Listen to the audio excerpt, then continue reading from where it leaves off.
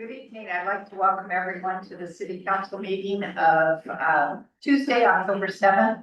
Call the meeting to order and ask for approval of the agenda. I move to approve the agenda as presented and request that all presentations and discussions be conducted respectfully and in a manner mindful of everyone's time. Second. All in favor? Yes. No. Okay, next we have consideration of the minutes from the September 2nd and September 9th. Yeah, I have a correction. Okay, Okay, it's for September 2nd, page 4, item number 7. It says, I was tasked actually, contacting North Coastline Conservancy and the Wetlands Conservancy.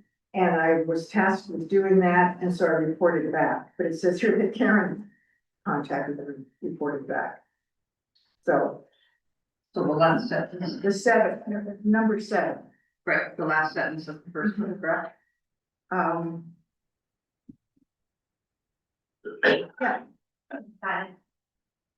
Hmm? Got it. Yeah, that was my job, so good.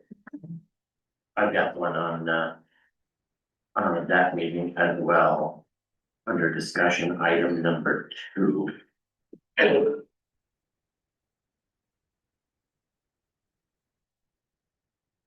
About 2/3 of the way through, it reads Hayes raised concerns about potential violations of the PML or ethical concerns related to council members serving on advisory boards. I was confirming with Ashley that it was not a concern or any kind of violation of public meeting laws or any kind of ethical issue when council members served on official advisory boards. The next sentence confirms with you that is okay, because Crystal replied. Is that, Okay. Oh, that works. Sorry, okay, no problem. kind of sounded like I was Yeah, that questioning that. that was you raised this.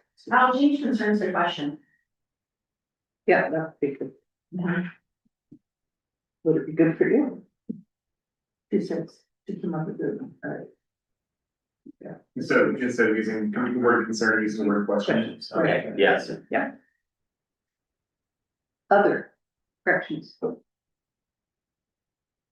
Okay, all in favor? Yes.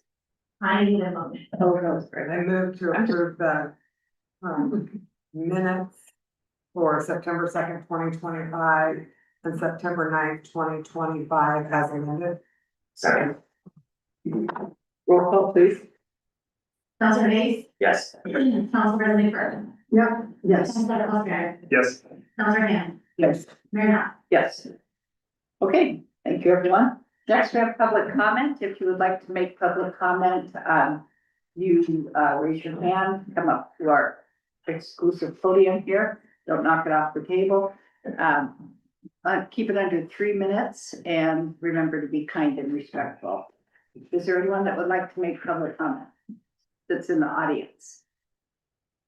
Michelle?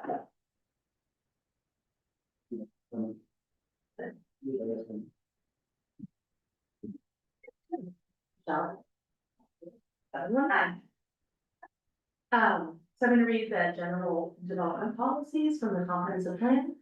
The design review board shall evaluate all development other than single family dwellings within the city to ensure that this is keeping within the design criteria of the zoning ordinance and it's compatible with surrounding development.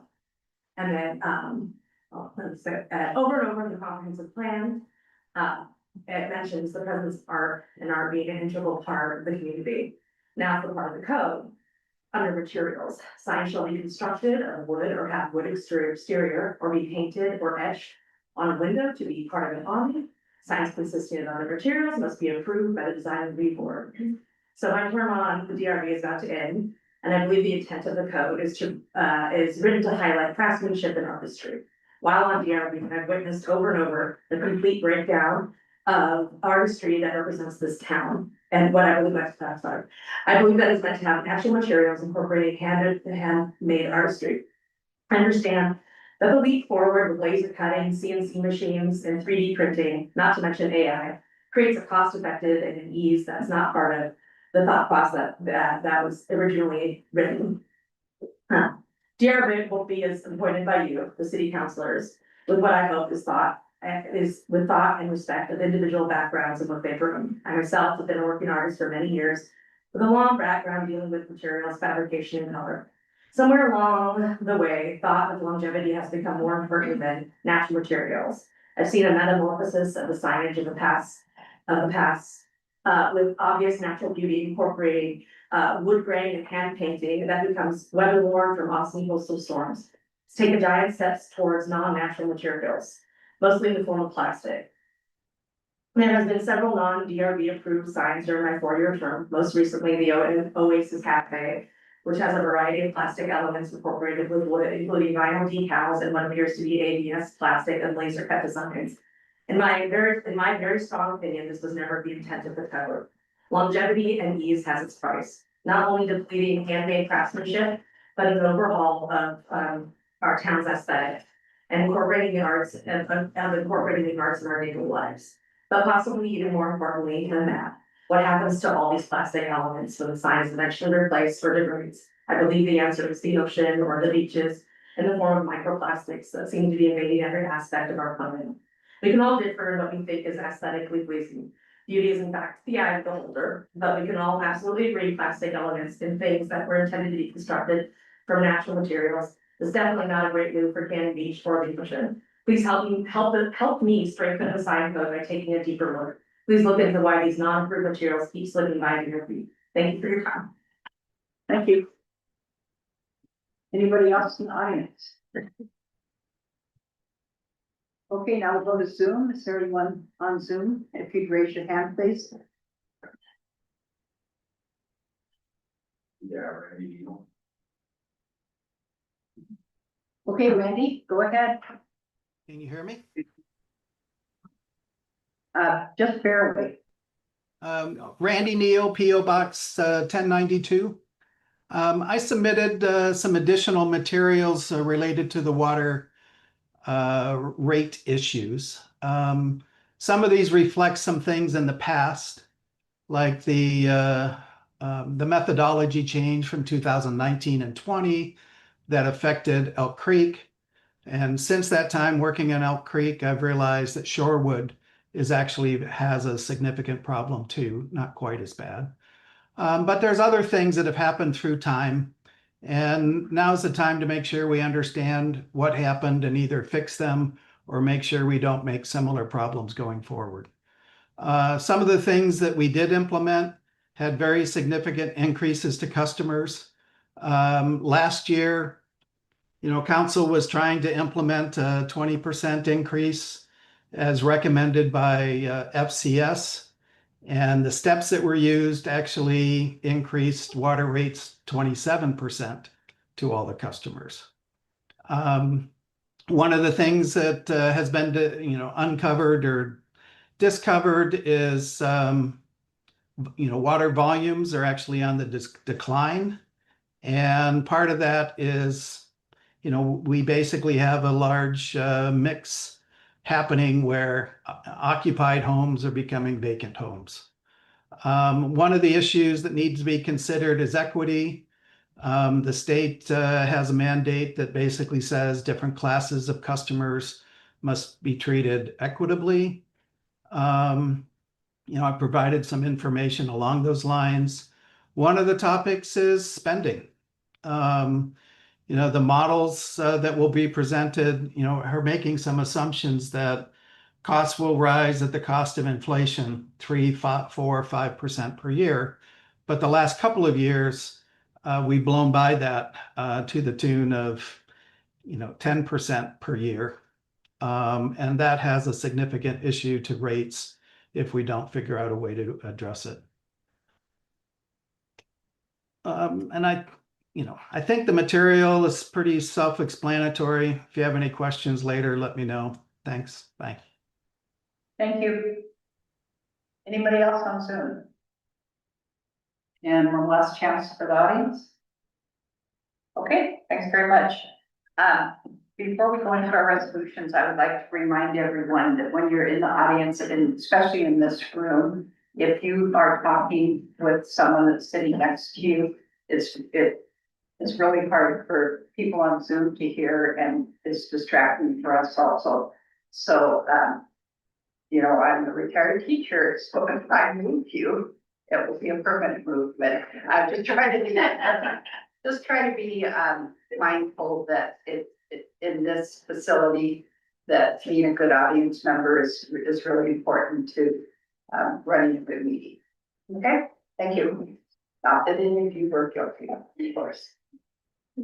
Okay, so first on our agenda, we have resolution 2518 for the purpose of amending the city council rules and procedures dated February 20th, 2024. And Ashley is here. Good evening. Good evening, City Council, Ashley Driscoll, City Attorney's Office. So I do have the first resolution up, which is Resolution 2518 for the purpose of amending the City Council Rules of Procedure, last updated February 20th, 2024. So this process started in late 2024 when the former City Council sought to adopt a code of conduct for elected officials to work in tandem with the City Council Rules of Procedure to address how council desired elected and appointed officials to interact with each other, city staff, and the community while representing the city. When this council was seated, they decided to bifurcate the process, have a code of conduct that applied to appointed officials, and then simply combined the code of conduct with your existing city council rules. So we got to work doing that back in June. Since we are amending the city council rules, I asked if there were other areas that the council wanted to address. And so we had a work session about that in June of 2025, and then a follow-up work session in September of 2025.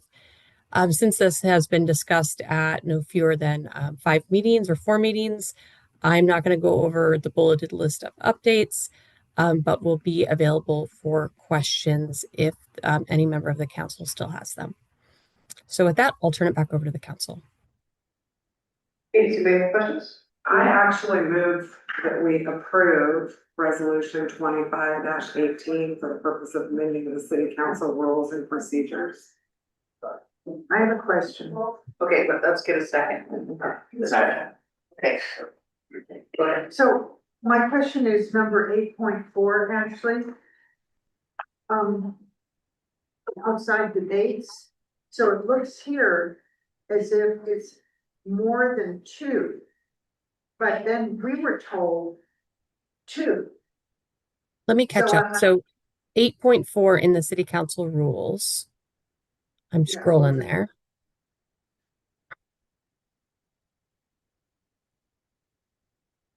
Okay, go for it.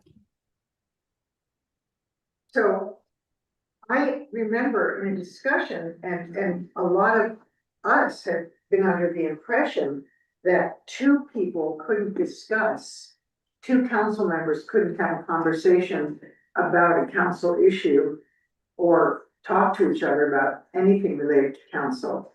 If it was 2, it was too many. So And great that's- question. So did you ask a question? Are you ready for me to answer, or did I cut you off? No, I just, what is it? So, I mean, it's a fantastic question. So under, the historical understanding of the serial communication laws and regulations, a non-quorum group of city councilors could meet and discuss city issues. I still believe that that is the correct interpretation of the law.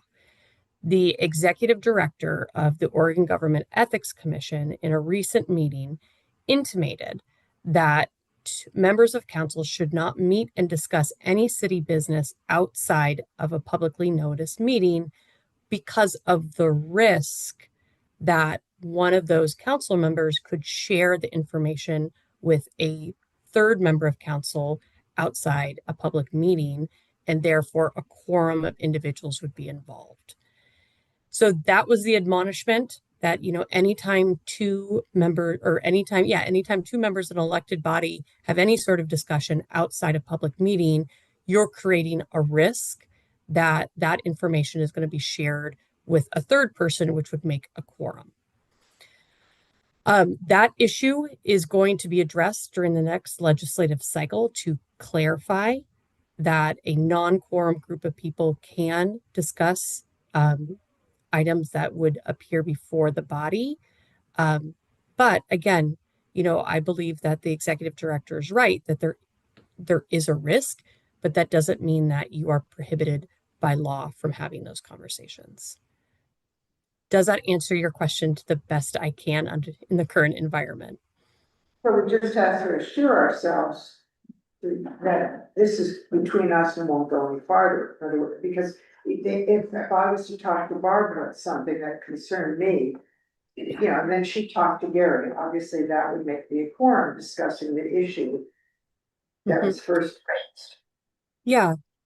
My advice, and I believe that you guys have all seen that we have a training video on our law firm's website. And in that training video, I gave this piece of practical advice. Either, don't have those conversations outside of a noticed public meeting, or do exactly what you said.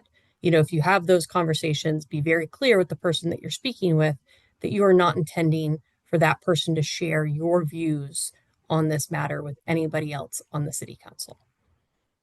Thanks, that's great. That makes things a lot more clear. In this environment, that's great because it's definitely super muddy right now. Yeah, yes, it is. Thanks very much. Okay, any other questions? Or discussion? Okay, roll call please. Council President Kerr. Yes. Councilor Ostrander. Yes. Councilor Ham. Yes. Councilor Hayes. Yes. Mayor Now. Yes. Okay, thank you, Ashley. Yep. Next on our agenda. Where is it? Yeah. We have consideration of proclamation 2512 proclaiming the month of October 20th. Good evening, Madam Mayor. Councilors. Go ahead. Yeah, a little typo. Yeah. It's okay. Yes, consideration of proclamation 25-12 proclaiming the month of October 2025 as Domestic Violence Awareness Month in the city of Cannon Beach. The Cannon Beach Police Department, the Harbor, and the Clatsop County Domestic Violence Council have requested the council adopt a proclamation to encourage all Cannon Beach residents to join in the observance of Domestic Violence Awareness Month. The Harbor, previously the Clatsop County Women's Resource Center, responds to thousands of crisis calls yearly and provides shelter bed nights for hundreds of women and children. The calls concern domestic violence, sexual assault, stalking, and other issues. They provide services to all and have assisted Cannon Beach residents.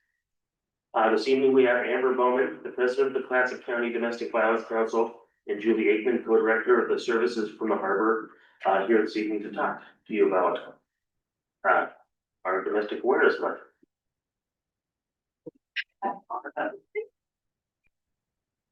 Thank you for the introduction. Welcome.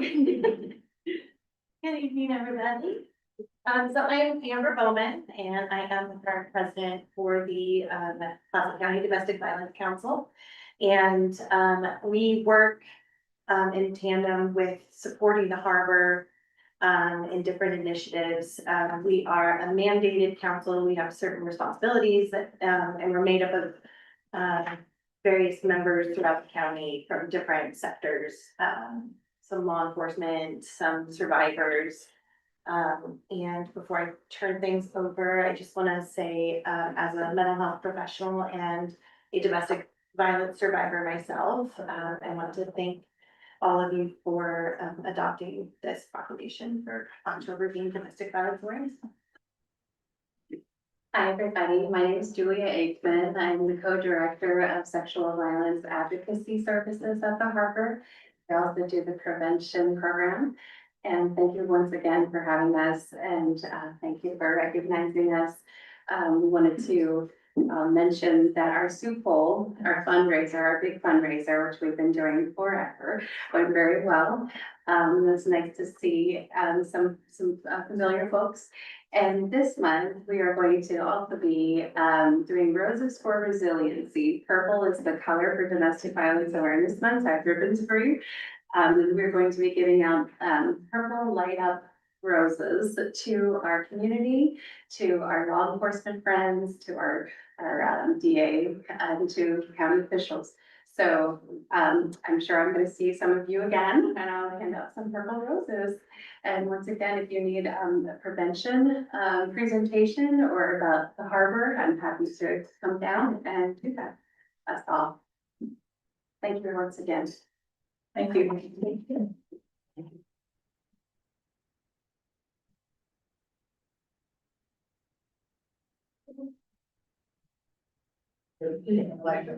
I move to adopt proclamation 2512 proclaiming October 2025 as Domestic Violence Awareness Month in Cannon Beach. I'll second that. Okay, any further discussion? Roll call, please. Counselor Ostrander, Yes. Counselor Handle, Yes. Counselor Hayes, Yes. Council President Kirk, Yes. Mayor Knopf. Yes. Okay, thank you very much. Thanks for coming. And you're always welcome to stay. Okay,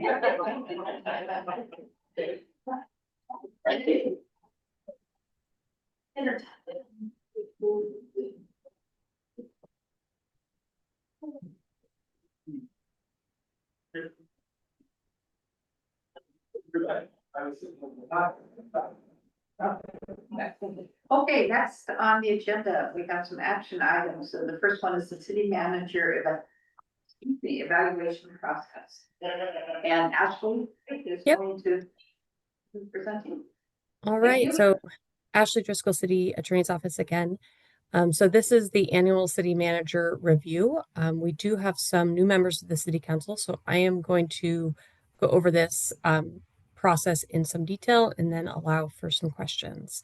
So for those of you who aren't familiar, in Bruce's employment agreement with the city, it provides that each year he shall have an evaluation, and prior to the evaluation process, the city shall meet with Bruce to establish the parameters for the performance evaluation. In the past, we have used an evaluation form similar to the one attached. Each year, we typically, or the city council typically has tweaked the form or the criteria to some extent. When we started this process with me about 6 or 7 years ago, the criteria was pretty redundant. So we have culled the criteria to just what the city council believes are the most relevant items. So how this process begins is the city council each year takes a look at the evaluation form and criteria. The city council discusses any amendments to the criteria form the evaluation form or criteria, or even the process. And then at the end of the meeting tonight, typically the city council adopts the evaluation form, criteria, and process that you're going to use for the performance evaluation this year. And we set the schedule. So the schedule is first that the city manager provides a self-evaluation. And Bruce, in very Bruce fashion, has typically done a free form style where instead of responding to individual criteria, he goes over the highs and lows of the year and provides an evaluation of how he believed he performed over the year. The city council then meets an executive session with the city attorney to discuss the city manager evaluation using the adopted form and criteria. How the city of Cannon Beach differs from other cities I work with is in two ways. First, the city council decided not to use any sort of numeric rating a couple of years ago. I believe the discussion with Bruce is that Bruce didn't necessarily find the number rating very helpful. What he found helpful was more of the substantive narrative. So the other difference is that individual city managers don't necessarily or do not fill out individual forms and turn them into me and I compile them. That's how we do it at some of my other cities that I work with. Instead, in the city of Cannon Beach, the city council meets and we go through each one of the criteria, and the council comes to a consensus on the feedback that they would like to give Bruce. And this has worked well in the past because, you know, from Bruce's perspective, he has 5 bosses with somewhat which could have divergent views of his performance. And this forces a conversation that brings the city council together and provides one consistent message to Bruce about his performance instead of diametrically opposed viewpoints from different councilors.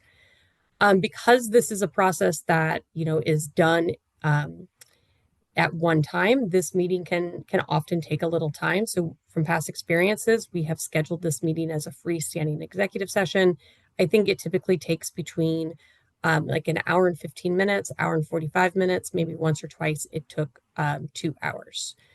At the end of that process, I'm there, I'm taking notes. I put together the evaluation based on what I heard during the executive session, and then make sure that council has an ability to review it. If the council says green light, I got everything correct. The city council and the city, I provide that review to the city manager. The city council and the city manager meet in executive session to discuss the city manager evaluation. This is usually either a freestanding executive session or in conjunction with another meeting. In experience working with this group, sometimes that meeting is very short. Sometimes it is longer. This second meeting is an opportunity for members of the council to directly communicate with the city manager regarding how they think he's doing. City manager can provide feedback to the council regarding the evaluation. At the end of the process, and our goal date here is December 9th, 2025, the city council will adopt the city manager evaluation in open session and discuss a potential merit increase.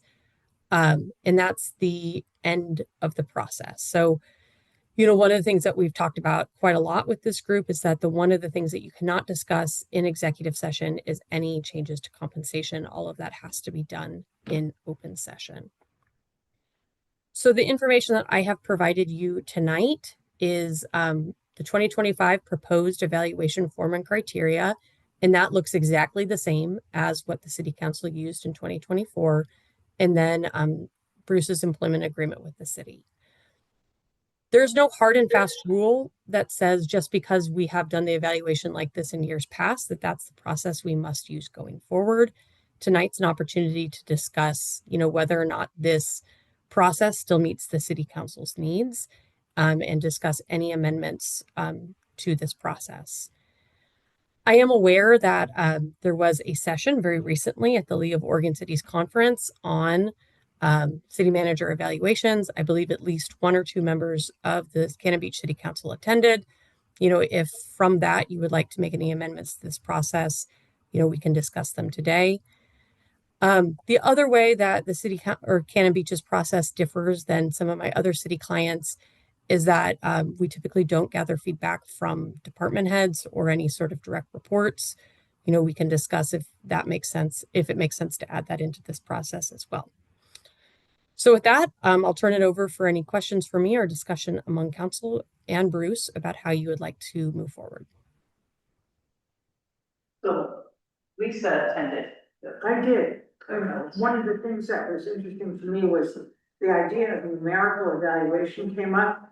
The audience was almost totally comprised of counselors and city managers from all over Oregon.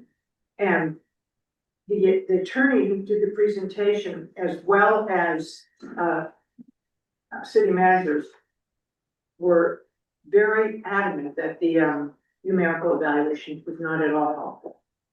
That, you know, you might get a 4 1 year, the next year you get a 3, you have different counselors, so they're not, you know, it's comparing apples and oranges, and it just doesn't work.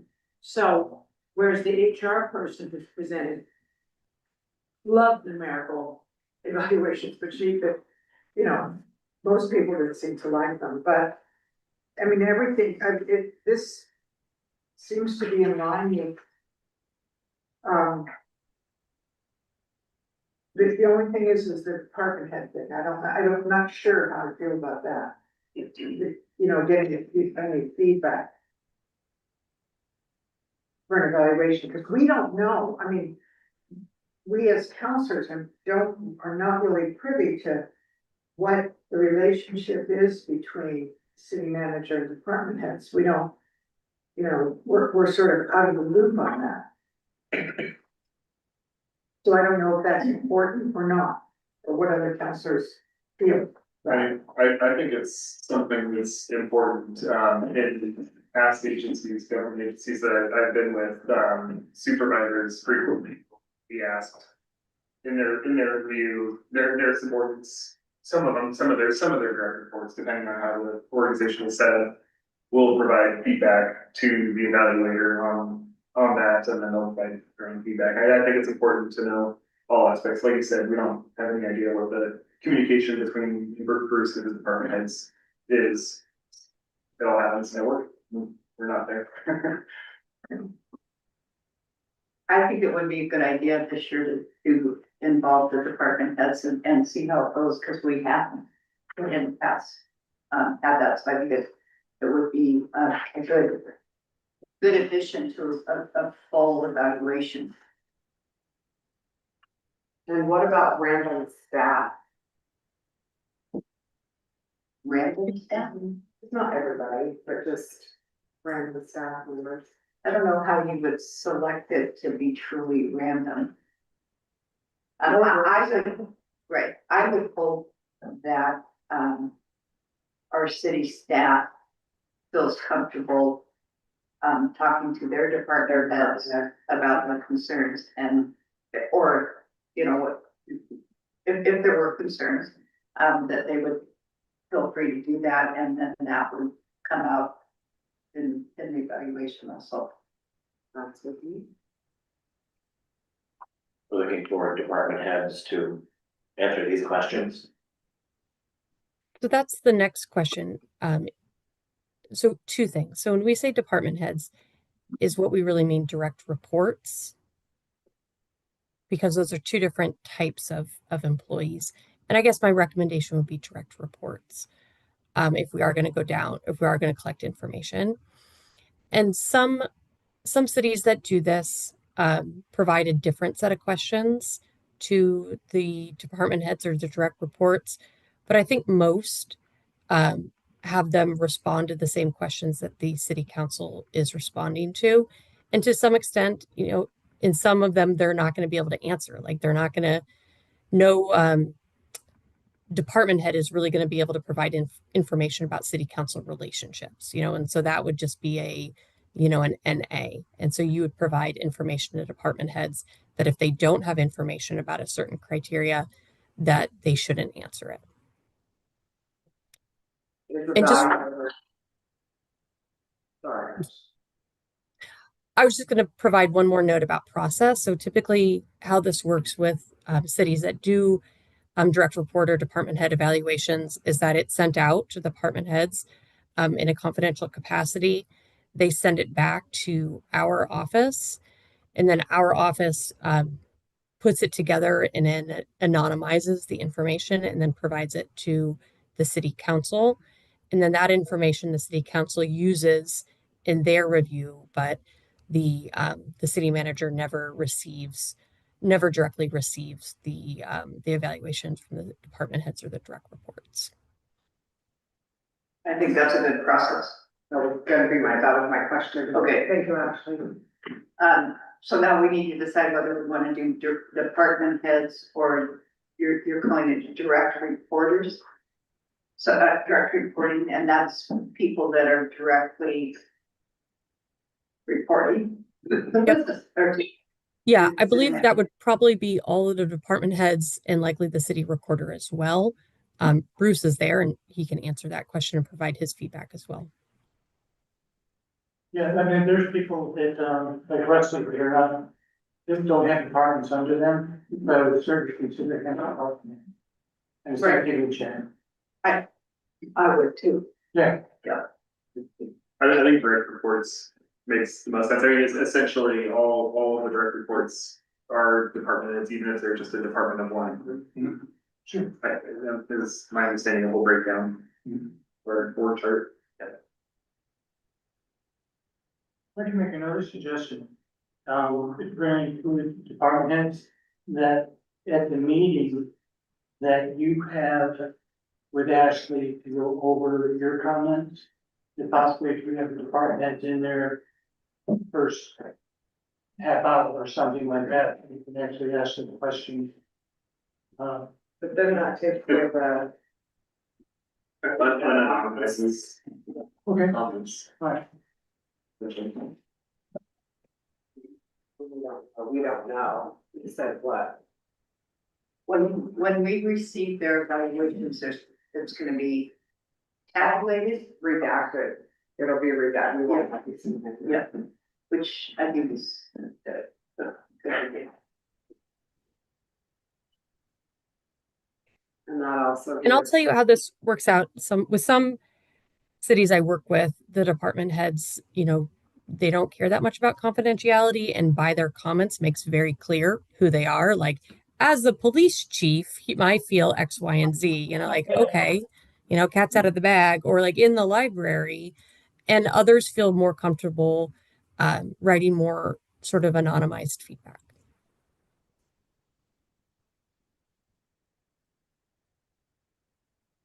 I don't need to see those files. I can just the information for you. I think Ashley said you wouldn't get that. Okay. Yeah. But then we need That's to make sure we're okay with it being anonymous.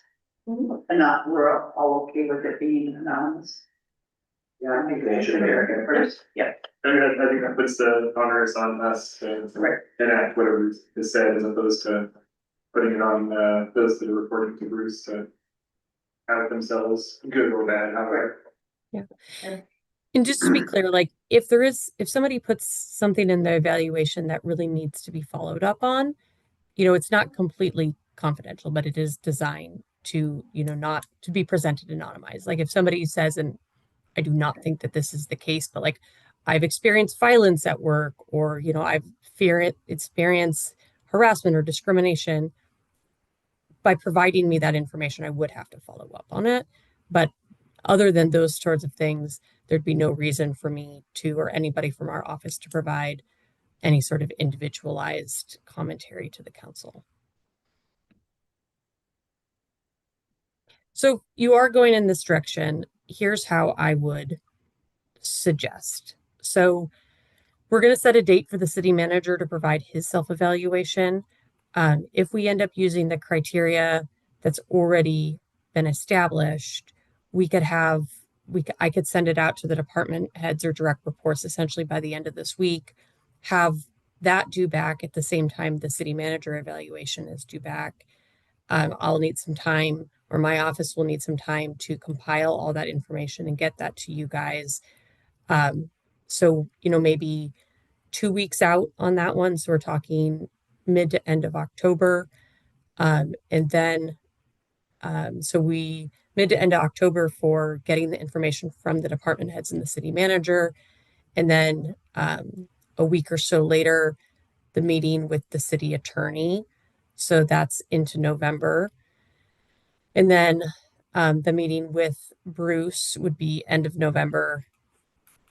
And then we would get into the December 9th goal date of finishing this process. Sounds like a good plan. If we can Right. all set on a date for a meeting. Yeah. Do we want to nail down some of these dates as we're talking? Jen, what is your recommendation here? Everyone has their schedule. I thought we count the chamber hall schedule and our conference room schedule. So we have 2 meeting venue options. If everyone has their schedule, we can do it now. If now's not a good time, I can send a Google form with date options and time options. Okay. So just talking out loud here, I don't know if we need to do all of it tonight. I like the Google option, but Bruce, could you have your self-evaluation by either the 17th or actually let's call it like the 22nd, October 22nd? Do you think that would be sufficient time for you? Is that a yes? Yes. I prefer the 22nd, I'll make the 17th. I'm sorry, say it again? I prefer the 22nd, but I can make the 17th. Okay, I wrote down the 22nd, so let's go with that. So let's have the goal meeting between me and the council Jen, ideally aim for the weeks of November 3rd or November 10th. And then how about, is this Thanksgiving week? Thanksgiving's 27th. Okay. And then maybe our meeting with Bruce the week of December 1st. And then we would have then we'd be done the following week. And it's on the December 9th city council agenda. That is our goal. Okay. That'll be our goals.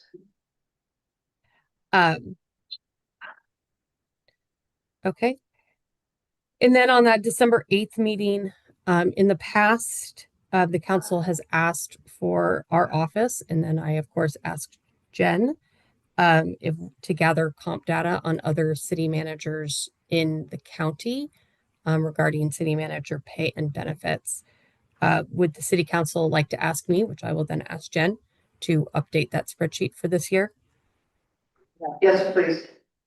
Got it. Thank you. Okay. So if I understand this correctly, we are not actually changing, or I don't hear any movement to change the form or criteria that we're going to use for this year. Is that correct? Yes. I have a couple of questions, Okay. for a couple of the criteria. It looks like there's, like a flip flop throughout, it seems like a flip flop of tenses, like going from how well to how effectively, kind of back and forth with, like, I imagine it's a working document. But in relation to that, in section 4, financial management.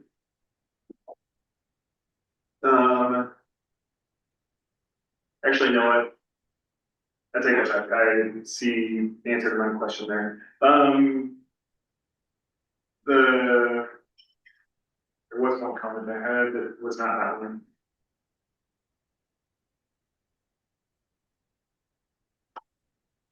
Oh, sorry, section 5, planning. And C, how well has council policy making been facilitated by good advanced staff work? And I guess the question seems confusing. Is that asking if the information that's in the packets for the staff recommendation has been effective in providing council policy making direction? I think it means the entire staff report. If we're getting enough information to make from the city manager and his staff to make good decisions. Okay. And then B of that same one, how well have city programs and projects been developed? I don't really know if I have information to answer like what I perceive that question, but is that for, I wrote down a note, have city programs and projects been developed and have their goals been met or meaningful progress on these goals? Is that the objective of that question? That's how I read it. And I'll tell you, Eric, like typically what happens in these discussions is that we read the questions, we think about it, and then the council answers sort of not each individual one, but responds to, what the question is getting at, for lack of a better descriptor. So kind of incorporates all of those things and provides Bruce feedback. Okay. I think those were the two comments that I had written down. I think to say it differently, I think we use the questions as like scaffolding to provide feedback under these different criteria. criterion. So, we use it just to guide our answers, not necessarily answer each one separately. Okay, Okay, any other questions? Or discussion items? I have one more, but it relates to us talking or hearing from department heads. Okay. So I guess that we're gonna move to that after this. Well, what I was going to say is what I need tonight, or what I'm looking for tonight, is when we're done here, a motion to adopt the 2025 evaluation form criteria and then process as amended. And the amendment is to add in the department head feedback. So now would be a good time for Eric to ask this question. Yeah, I just took notes of two questions that aren't included, or two topics that aren't included within our criteria.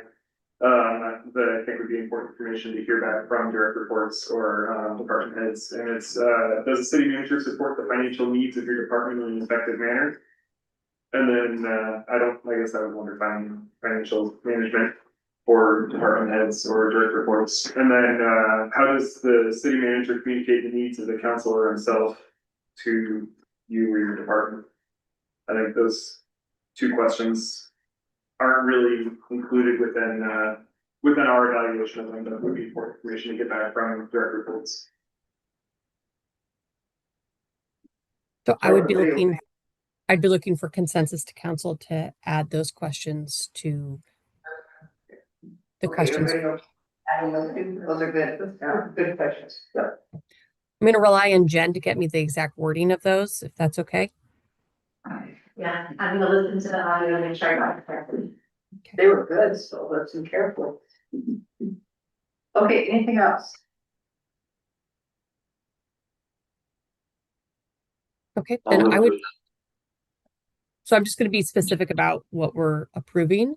So what I would be looking for, and you can say as so moved, is a motion to approve the 2025 evaluation form and criteria and the process as amended to include direct reports responding to the criteria, the same criteria city council, and the two additional questions from Eric.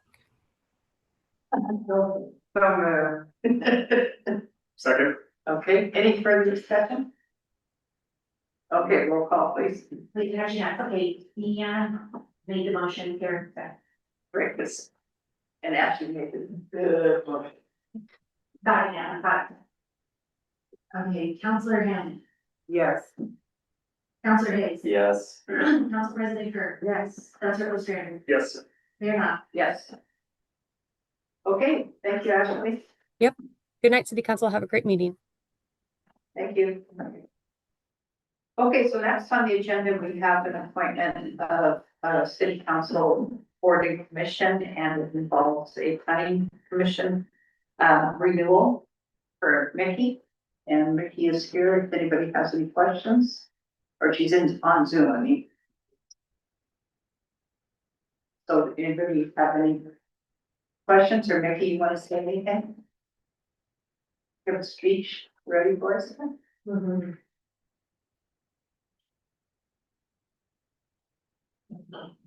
Good evening, Mickey.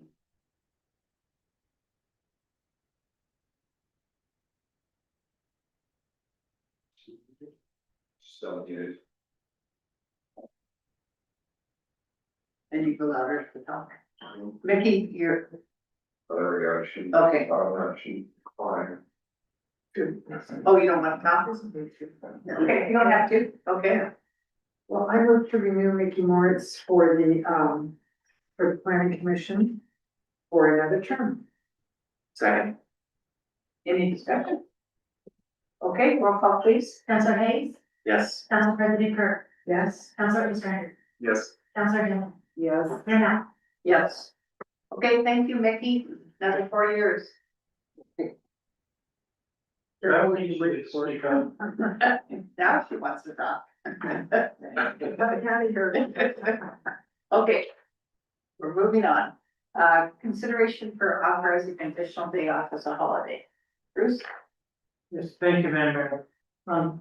For several years, council has, allowed an additional holiday during the, Christmas week, or call it that. And,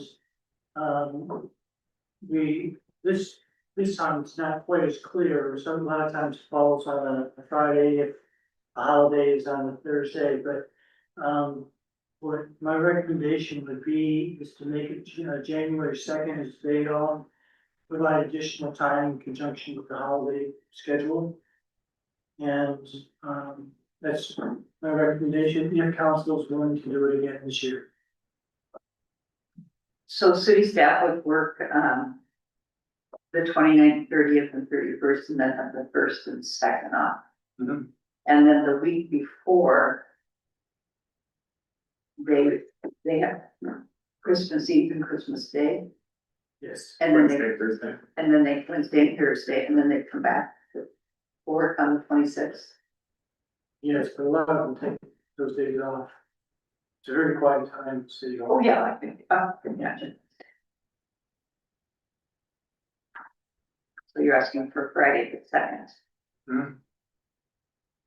I move to approve the one-time granting of January 2nd for FEIU and the Guild of the City holiday as a gesture of support and thanks to city staff. Second. Any further discussion? Okay, roll call please. Council President Kirk? Yes. Councilor Pistonik? Yes. Councilor Brandon? Yes. Councilor Hayes? Yes. Mayor Knopf? Yes.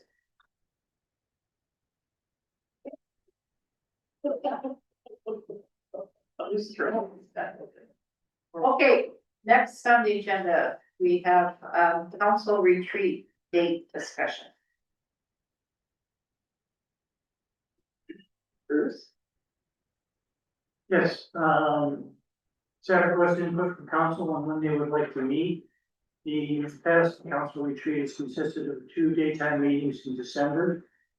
And we request the input of council on the topics of discussion. Currently on the list are city values and structure, time limits on meetings. Okay, so let's first figure out what month we'd like to meet. I mean, not the whole month, but a couple days. Do we want to do it in December, or since we're all gonna be here in January? So I will be largely unavailable in January. Okay, okay, At least the first. December's easier for me. okay. December? Okay, so we'll meet in December. Is it probably easier for us to do Google group? Right, Yep. because we're also gonna need to be able to use the chamber. Yeah. Okay. So we'll do a Google form for that, and we'll be in December. And then, in terms of what we want to add to the agenda, if you have agenda topics, do you want to send them to Jen? Okay, unless there's any ones right now that we can just add to the agenda. So, Are you gonna, will you send out a request for topics? You usually send something. Yeah, I'll shoot an email out, just a reminder. anything right now that we want to add? No, okay. Okay. Okay. Finish with that. Yes. Yeah.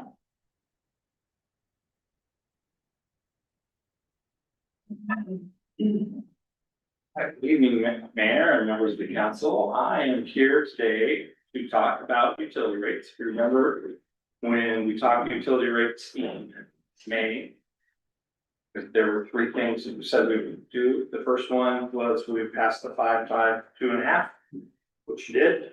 Then we said that we would develop a reserve policy, which you did last month. And then the third part was we would take a look at the rate structure, what makes money.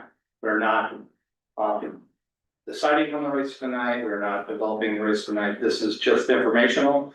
We developed the rate, or we actually adopt the rates, you adopt the rates in May/June. So So really, I just wanted to go through some quick history, rate history, what drives the rates, 24-25, the utility fund income statements. What we have right now, what we believe the projected rates are, and to Mr. Neal's points, there are some things that we still need to go through. And then what the rate projection would look like and the impact of potential additional debt. So, next slide. So 10-year rate base history, right out of the chute, I apologize, the total minimum on the rates right now for 7/1/25 is actually 85.63, not the 92.59 that's in there right now. So what I wanted to show here is really over the last 10 years, kind of the way the rate structure has worked. And mostly, if you look down at the bottom part of it, the percentages, so it's water, wastewater, and storm drain. And then by every cycle, kind of what, how we have raised the rates. So, to say the least, we've been a little all over the board. So there's not a lot of consistency in the way we've developed the rates. So we have the 35, and then we have 3 years of 0, 4, 2, 0, 23, right? So I think one of the things that we want to look forward to or look for as we go forward is trying to more even those out. There should probably be consistently higher, but we want a small number as consistent that people can actually be aware of. So again, that's over the last 10 years. So then what drives the rate? 7/1/16 to 7/1/25, if you count the year of 1, 2, 9, 10 years, yes. What drives the rates? So rates are driven, of course, by overall systems costs, which include personnel services, material services, debt service, and then capital outlay and reserve requirements. That's kind of the expenditure side of the equation. But rates are also driven on the revenue side by reduced or increased usage. So do we have fewer gallons or do we have more gallons? Growth or lack thereof of the user base. So if we don't have a lot of growth or new houses / hotels / businesses coming online, we don't have a lot of additional growth coming on. So that will impact what the rates look like. And then the rates are, what are some allowances? What is the base versus the volume rate? And then the different categories of meter size. So those all kind of figure into on the revenue side, what your rate structure looks like. Okay. So then in 24-25, kind of, well, how did we do? So this is water, wastewater, and storm drain. You will see in water and wastewater, we, for lack of a better term, lost money in those two areas. But we also gained money in storm drain. You look at the, you see the ending fund balance, then there's a reserve requirement. So again, we are still over at the end of 25. We are over in water. We are under the reserve requirement in wastewater, and we are over in storm drain. Can we ask questions? Absolutely, please do. As we go. So the charges for services, fees, permits, the 1,888,491. Does that include the money returned to Elk Creek? Is it an expense or shown as a reduction? It was shown as a reduction in that revenue in both that and wastewater, which was roughly, remember off the top of my head, 146,000, so roughly split evenly between the two. Okay, wastewater and water. And that's included in these numbers, or That's included in these numbers, so it was a reduction in the overall revenue, so it wasn't shown as an expense, it was shown as a reduction in revenue. So your loss in wastewater technically was $70,000. The loss in wastewater was higher, so if you look, oh yes, I'm sorry, yes, you're correct, it was 1, 130 or 230, so it's 160 roughly in wastewater. And then you look in, it is 230, again, roughly the same in water. We just had a luxury fund balance in the. Right, so that. Mhm. Okay, so that's kind of how we performed this last year. Okay, again, I've stolen a couple of the slides from Mr. DM because they're actually very good. That's a very good work. Did you ask him? I did, I talked to him about it. So that's very good work, Brad. Yeah, don't reinvent the wheel. No, absolutely not. So if you look here on other, and we talked about this a little, it's the total usage trend, and Randy brought this up during his comments, is you'll notice that over the last 5 years that we have seen a 15% reduction in water usage. One thing, this seems to be misleading to me because it's based on an anomaly that was 2021. Actually, if you look back before 2021 and you look to now, it's pretty flat. There isn't a huge reduction. It's just that there was a huge jump in 2021 because of COVID. You know, so a whole bunch of second homeowners came down here, lived in their homes. And so we had a usage jump there. But between 1920 and 2024, it's pretty flat. No, I think that goes back to not only is the water flat, but everything's flat. Right. So we've had this spike in everything. So including tourism, everything, and now we're finally back. down Right, to- so I don't see this as, I mean, I don't see here that, I mean, I'm sure there is, I know there's a higher percentage of second homes, I know that is a fact. Right. But I don't see that reflected on this chart. So what you're gonna, I guess, you'll see that actually other reductions in the next slide. But one of the issues, again, with our rate setting is there's two pieces to it, right? There's the base rate, which is everybody essentially pays, and then there's the overage rate. Well, if we have a shrinking volume, that overage rate to meet the same expenditures is gonna have to go up even more. Right? So unless I have volume that can help meet those expenditure levels, if the volume is shrinking, which it seems to be doing, then I'm actually gonna have to increase the rates even more to meet that current base expenditure The level. volume rates. The volume rates. So we have to figure out kind of what that mix is gonna look like.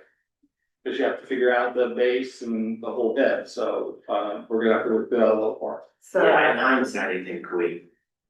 It was a good idea, but essentially, we're rewarding empty second homes.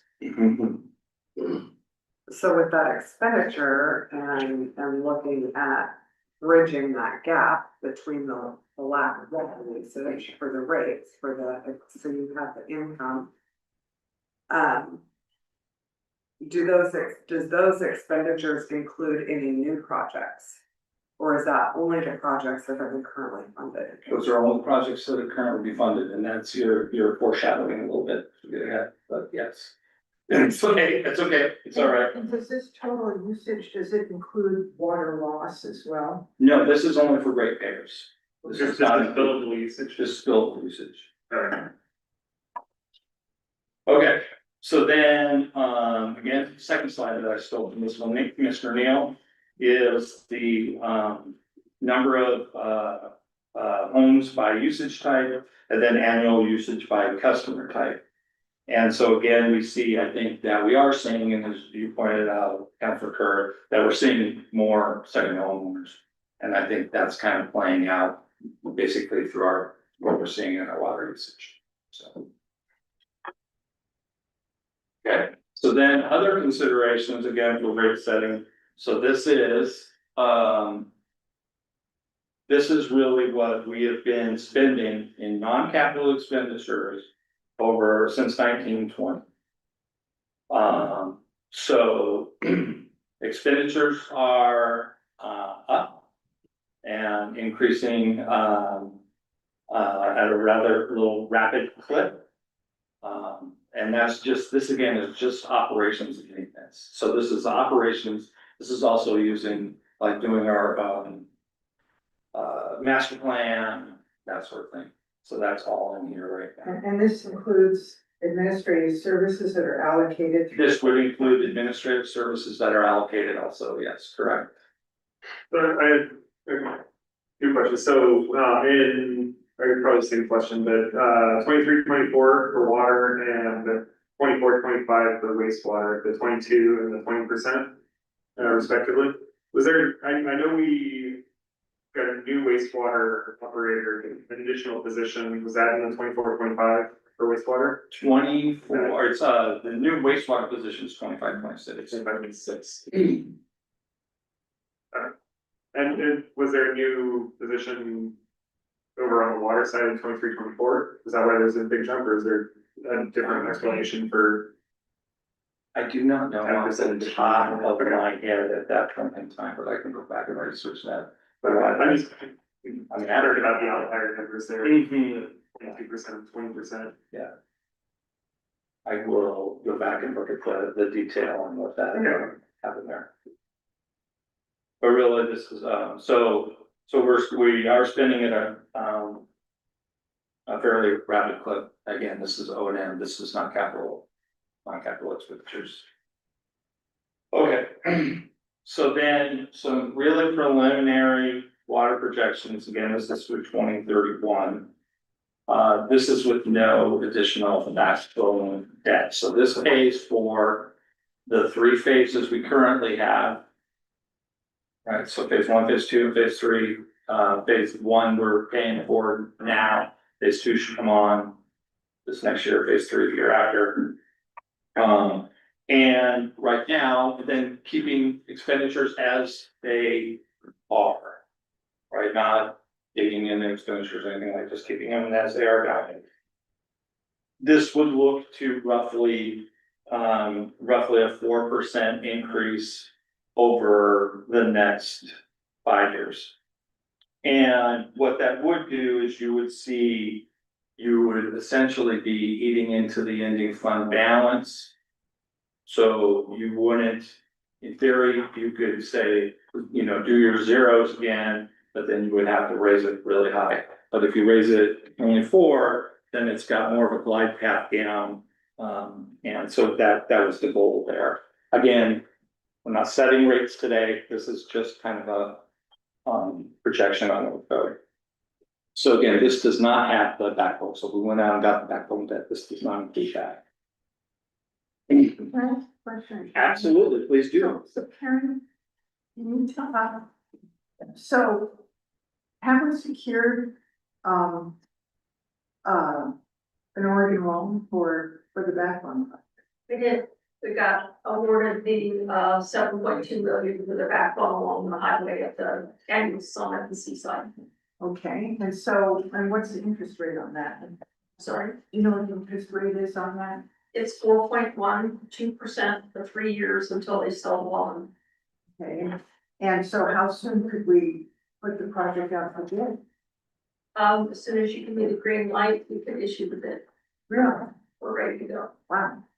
Okay. And when they send it out to bond, what does that mean? 4% for 3 years, and then when it goes to bond, what does that mean, going rate plus? Yeah, so essentially they would do a bond sale similar to what we did with regards to the city hall. They would do a tax-free sale at that point in time. So you would do it for 3 years, essentially. End of the 3rd year, you close out the loan. You accrue interest for every drawdown you get.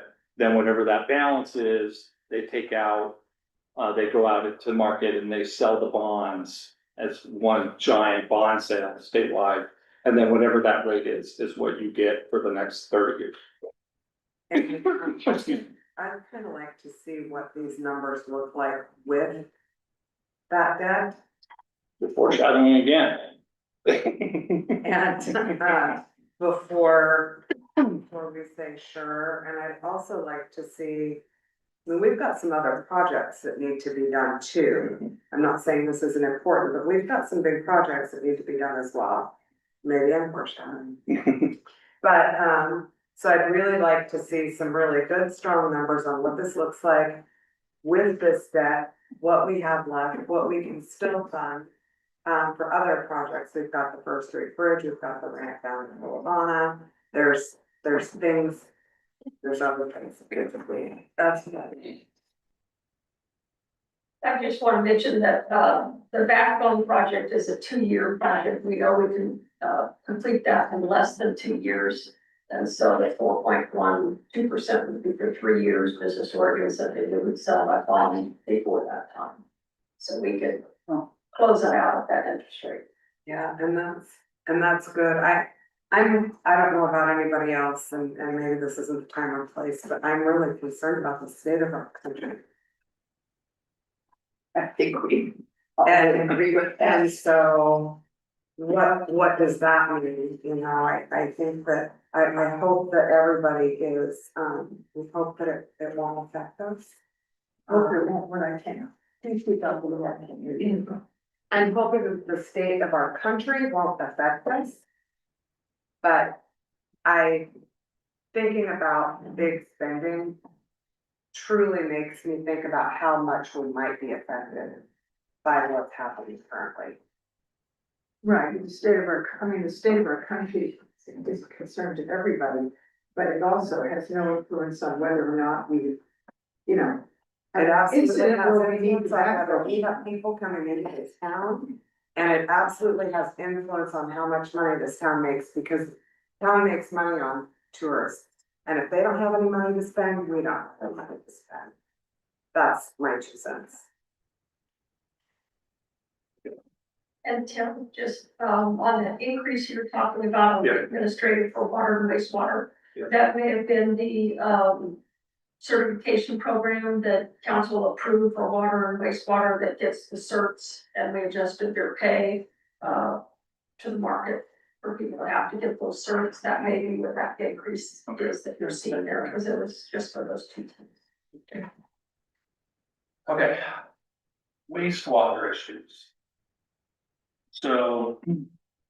The wastewater utility typically, it's more expensive to run than water. It basically it just is. Chemicals usually have more FTE, you have to pay, for power, there's just a lot more expenses attached to wastewater. And then, of course, as such, you think that wastewater should be bringing in more revenue than water, because if it's all based on the same exact volume, it would be too. So however, wastewater currently is not, and that really kind of flipped in 23, 24. Wastewater will have a significant increase in the over 400 cubic feet allotment, as well as an increase in base rate. Then any, of course, any additional debt, I'll talk about it in a second, any additional debt would have a corresponding increase to that rate per. Okay. So then we go to, absolutely. Are we funding the capital outlays for wastewater with only rate increases? We are, And why is that?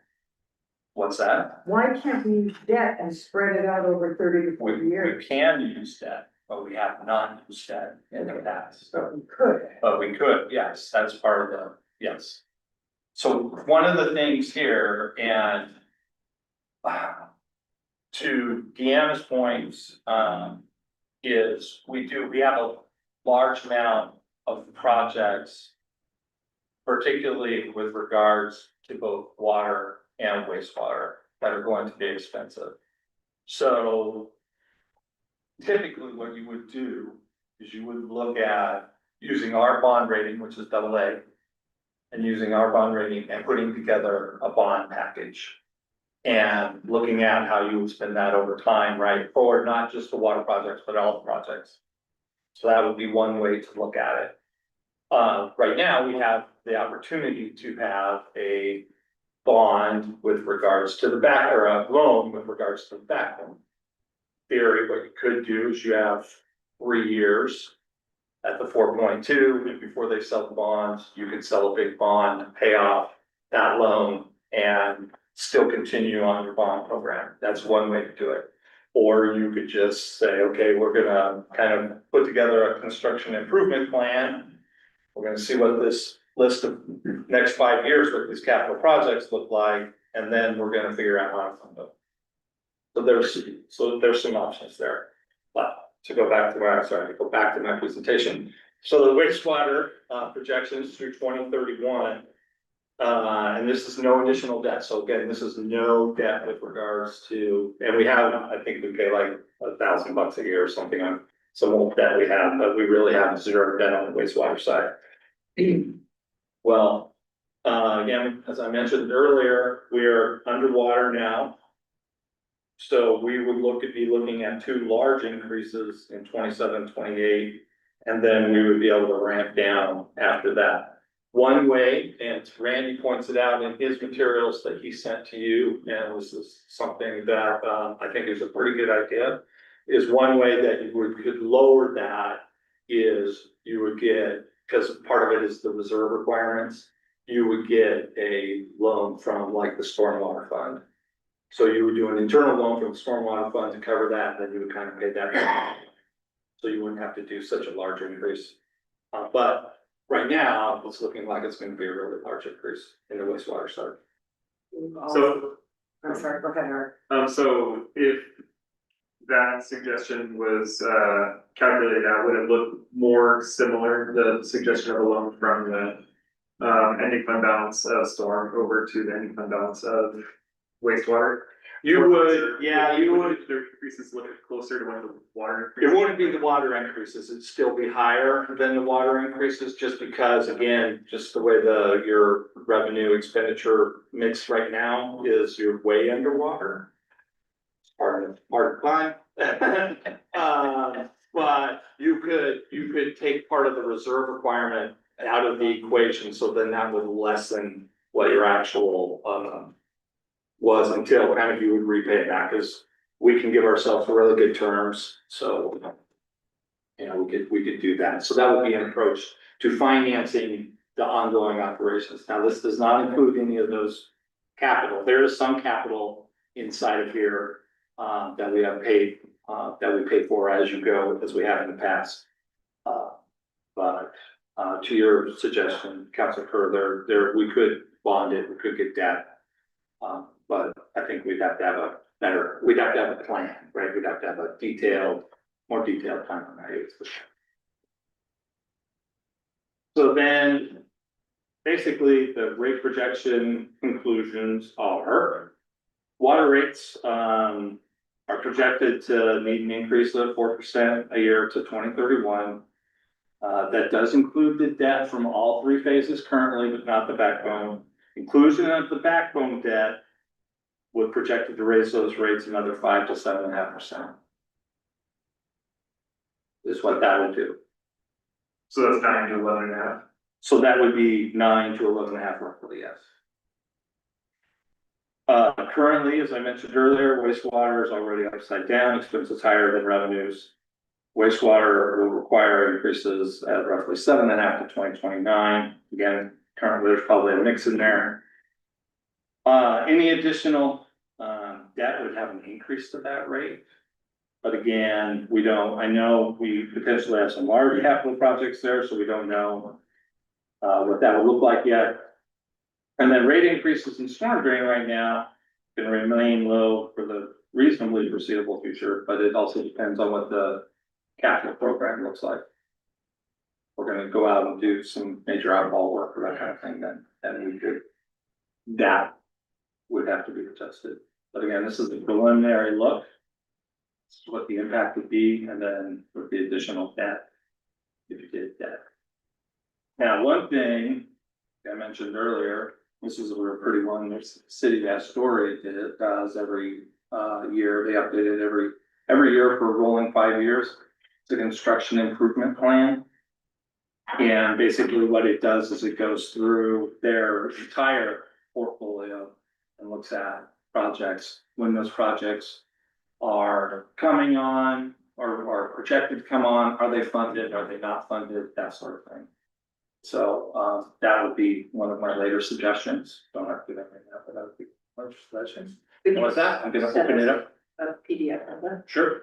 What happens if our spending continues at 10% or more? Then it's not sustainable. So do we need to figure out a way to balance out all of these projects more evenly?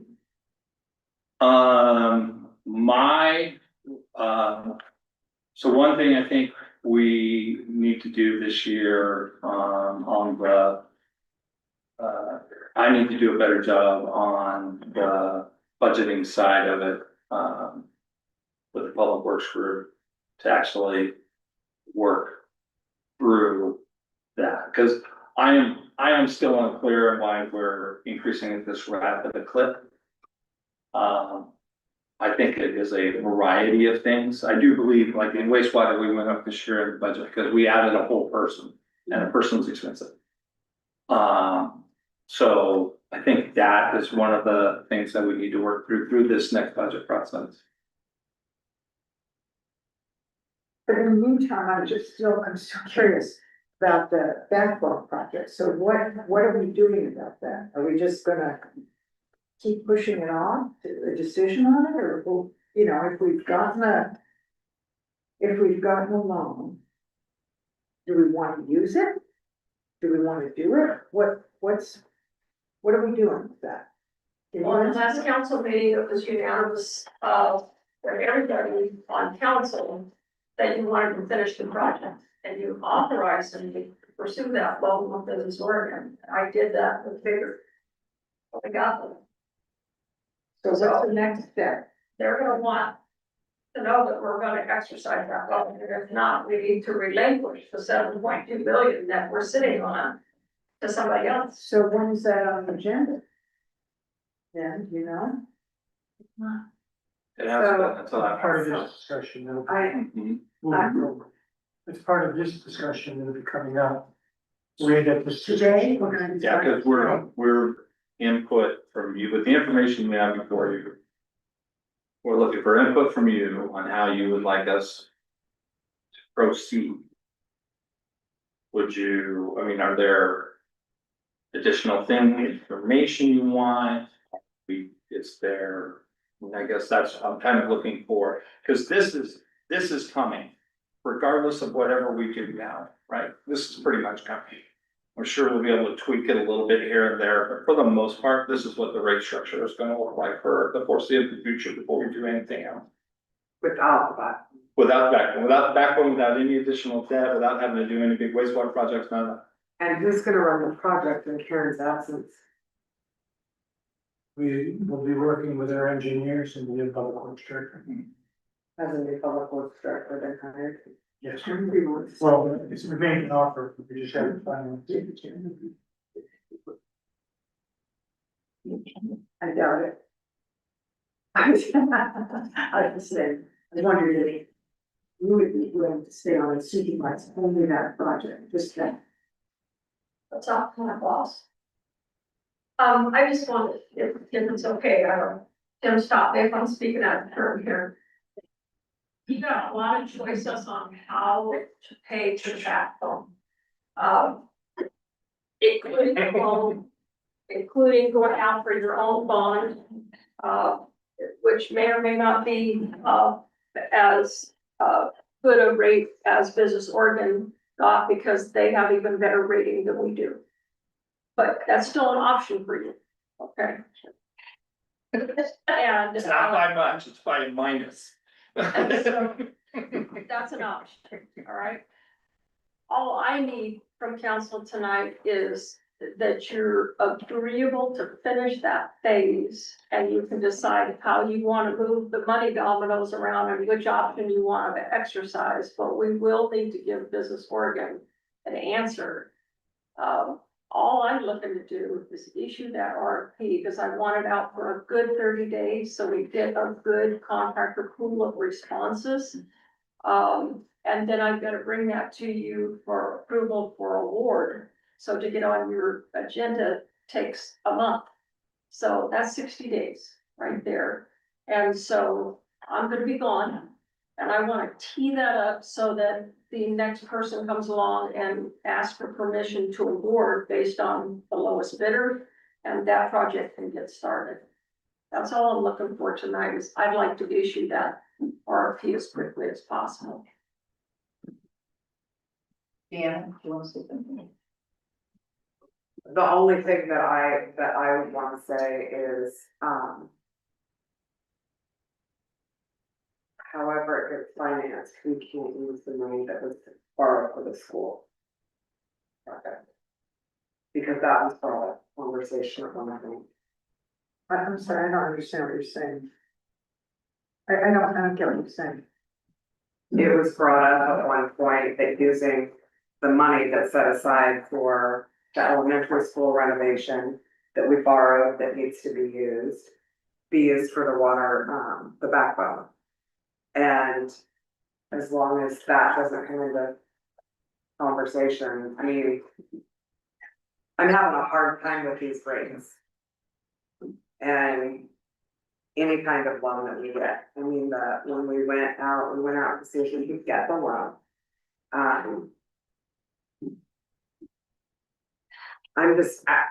I'm having a real hard time. I'm having a real hard time spending money right now, whether we have money or not. And So the backbone is really, so, well, I was just saying, I'm having a hard time having a project go this far and then stop. You know, we've got 3 completed, let's finish it, let's do it right. And I know these are hard decisions to make in our current state of affairs. this final phase of the backbone, what are our benefits? All right, is it really an emergency? That ensures we get water from the north end to the south end of the school. So if there's a seismic event, it's, we've got water. And we don't have anything like that now. And it doesn't matter if our bridge fails and the S-curve slide over on 3 different islands. That HDPE line across that highway is gonna deliver the water. So who will get water now if that were to happen? Well, separated in 3 parts and we'd have to make the necessary repairs in those respective islands to be able to get that water, be with the potable tanks. Right, but that didn't quite answer my question. So there has to be water reserve somewhere, correct? Currently, A water reserve are 3 tanks. okay.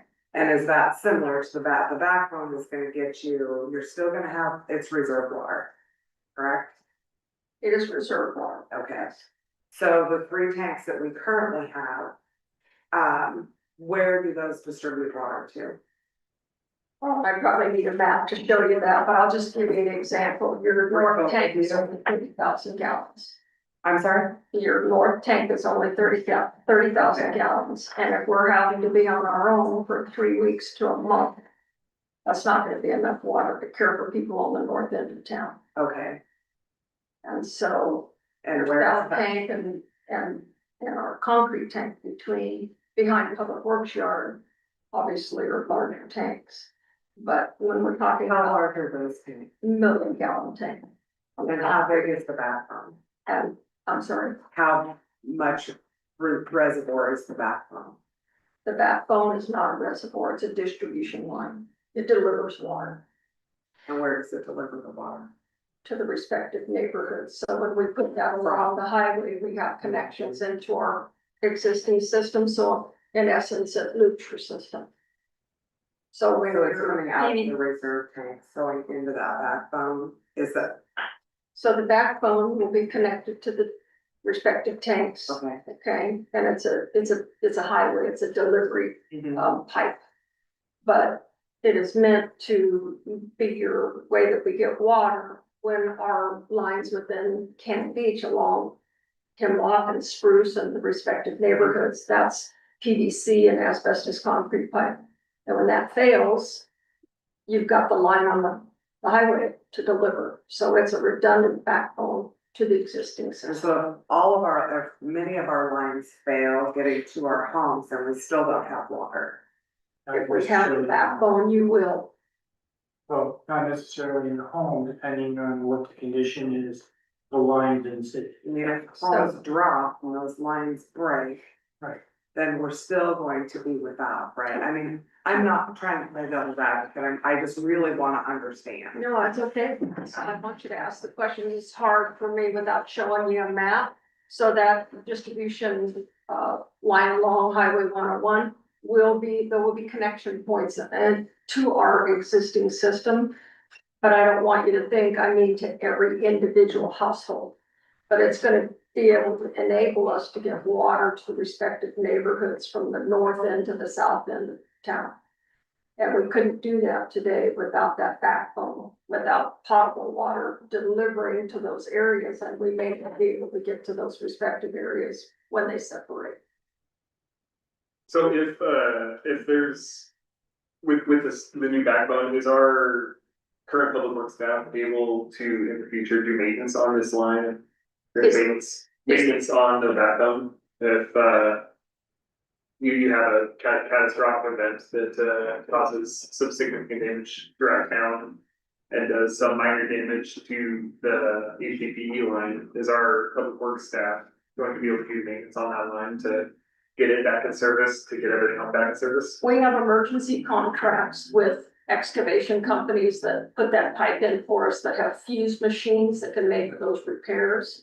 Once we get more of that HDPE in town, I would feel that that'd be an appropriate time to do a cost analysis and determine if we should purchase one of those fusion machines.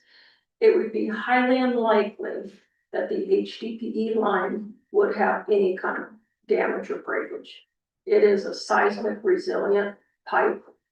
And the depth of that pipe would be unlikely, even with a large tree coming down, it's deep enough, it's not gonna be damaging more of the pipe. But if it did, we would have the ability to make those repairs, or would do a temporary repair so that we could still distribute water.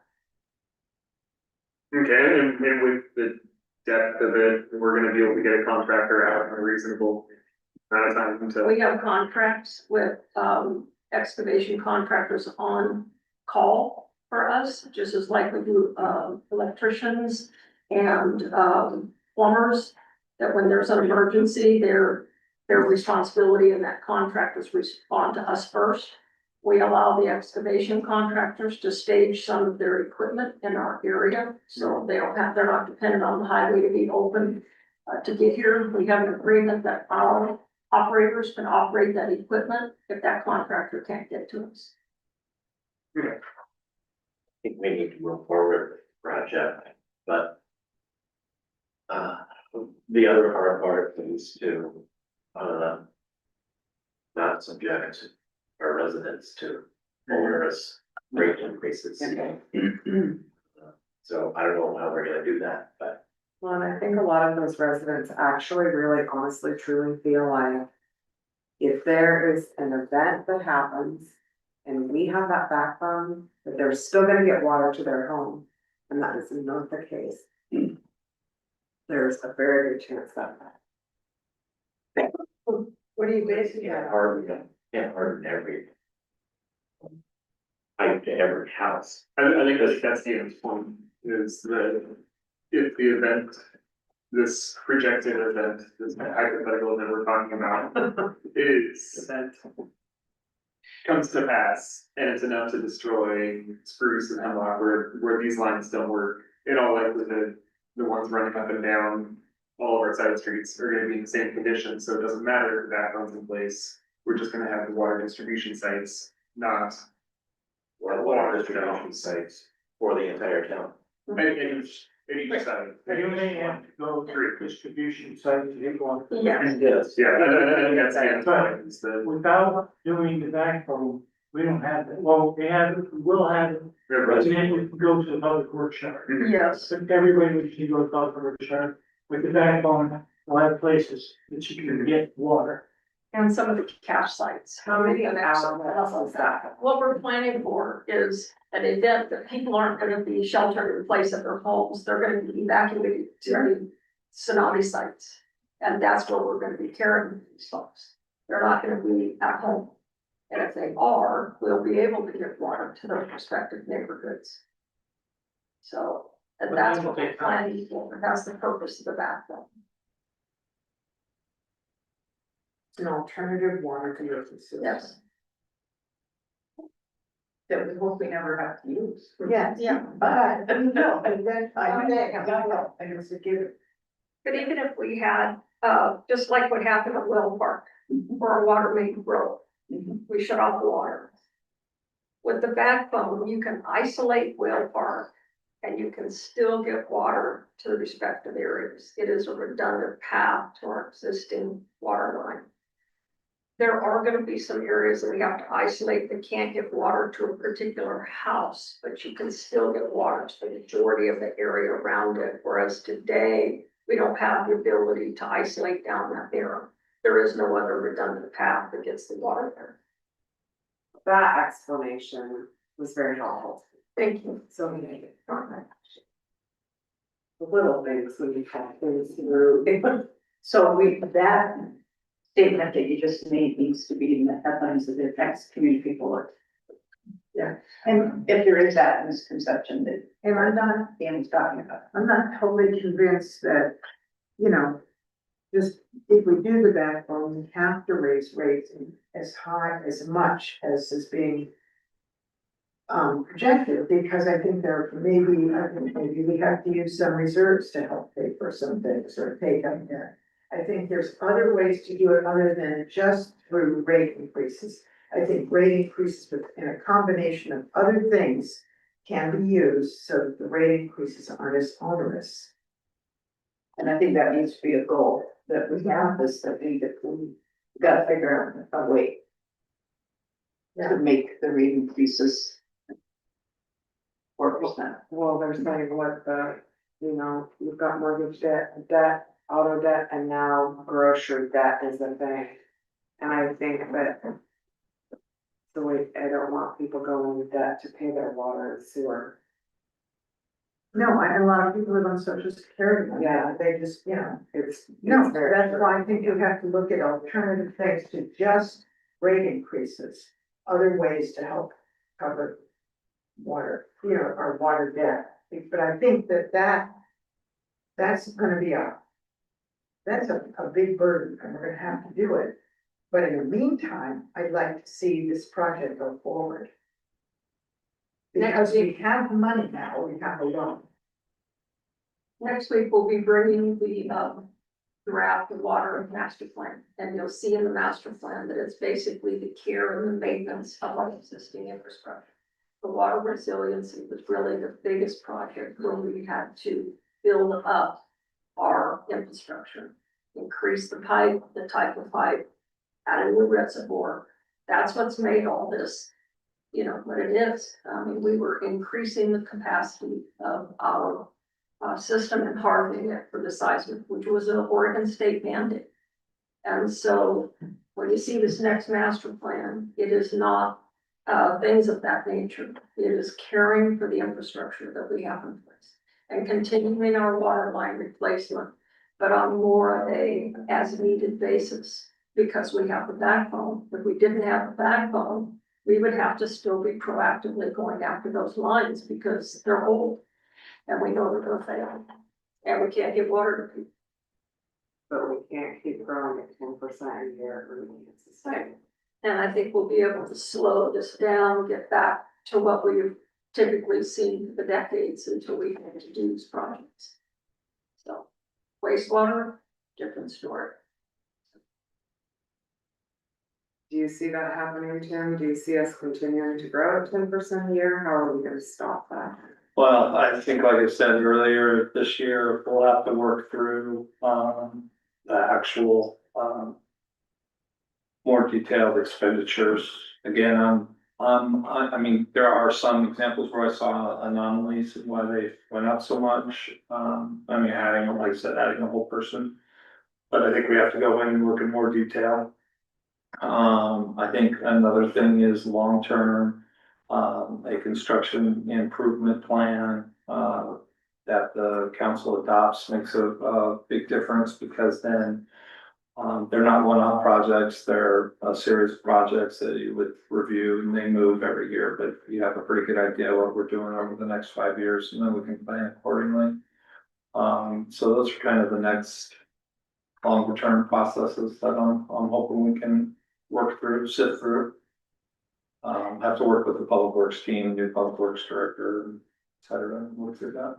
Tim, is there ever an instance of, and I don't want to get hysterical by me asking this question, but is there ever an instance where there are a different rate structure for siting homes? I don't know how you could implement it, but. I don't know how you would implement it. I think to Randy's equity, the part of the state statute, there's an equity component. And I'm not sure how you would get around that equity component of that, so I think that would be really hard. I don't know how you would implement it. I mean, I haven't really thought that detailed in it, but you would have a series of different rates. And then the amount of grief I get right now for charging somebody a late fee, I can't even imagine the phone calls I'll get with people trying to explain to me how it's not actually the second home. Or, you know, I mean, that would be, it would be, I mean, I wouldn't be able to do somebody else would be, but their life would be miserable. So. Well, Yeah. I just don't know how you do either, but I don't know what that equity thing means. Because I haven't been along, and so I don't know. Right. And so, you know, I'm just saying, that's a thing to think about, is Yeah. a way to do that, or maybe. There could be you could have a surcharge on there, Yeah. but then if you're actually going to make a difference, then that surcharge would have to be really big, I think. So yeah, it would be difficult. I have to put my brain around a little. Well, bit more. it's 60% of the homes that are here. Yeah, so you'd have to raise the base rate. And so then you'd have a separate base rate between a full-time resident and a part-time resident. Again, yeah. I mean, I gotta tell you, like right now, I live this every single day, and having those fights I would have those fights every day with people. But I think that would be hard. Like I said earlier, I think it was probably a mistake to push so much on the volumetric side. It not only creates a problem there where we're saving those second homeowners their rate water increases. But we've also created the problem with multifamily housing. That's probably actually the single biggest issue that would create. I agree with that. I think decoupling them made complete sense, because it helped the full-time residents here, especially the ones who only. Not my parents, but and to raise your rates, because I pay so much more in volumetric. And not the 30 families. But here we of- use it. and not It's- 20. Again, it was the But you're using race. multifamily home that is Yeah. mostly where the impact was, so duplex. They say multifamily homes, I don't think it's really. I had to raise the price of bread because of water. It was a factor for me. Because of the increase. in Well, water for our residents. I agree that there's a big problem with the multifamily homes and duplexes. There has to be a different system for them. So that if Gary and his tenant shouldn't be paying, if he's using just the 400 cubic feet and his tenant's using under 400 cubic feet, they shouldn't be paying the overage charge. Correct, but then, Mine's just a micro version of. right, that's a micro version, but then what I'm gonna have to do, remember, I still have the same cost pool. So I have the same cost pool. So if the multifamily or the duplexes aren't paying it, somebody else is paying. Then that has those additional costs or revenues that need to be captured, need to move somewhere else. So it's like a giant balloon, just whatever I squeeze over here right now, it's gonna pop out over here, so. Our rate increases didn't have effect on 60% of the houses here. That's true. Yeah. So I have questions. What do we all think? Should we move forward? Yeah. With the backbone? Yeah. I think that's Question, yeah. Yeah. Let's get it answered then. Yeah, definitely, I think we should. Do we have a motion? Do we need to have it on the agenda? Can we, or just do it right now? I mean, we could at least give a head nod so we all know where we are. Yeah, I mean, you're gonna have to do a formal motion to approve the loan, but you basically have already given Yeah. Karen the authority to go forward, so I would think that we still basically have that same authority. Okay. But you guys will have to formally approve it. It just gives me a lot of heartburn to be spending so much on big shiny projects as opposed to maintenance and paying that forward, pushing the rate increases forward to everyone that doesn't see any real difference in water supply, water quantity, anything like that. We don't see a difference until we really need it, and then we would notice the difference. And that's the balance that I don't feel like we've been striking. We've been spending all of our money on the catastrophic preparation as opposed to the day-to-day maintenance and upkeep. I feel like the balance has shifted pretty heavily towards that emergency preparation, which is important. Daily maintenance is also important. I'd like to see more of a balance, but I'm concerned about the rate increases that he's mentioning, that Tim's mentioning here of the up to 11.5% for water. Well, it sounds like With that. we're not skimping on the other things either, because our water budgets are going up. Well, just because we're spending more money doesn't mean we're accomplishing more stuff. We could have things going towards emergency, like yeah, I'm just concerned about that. What's the concern? I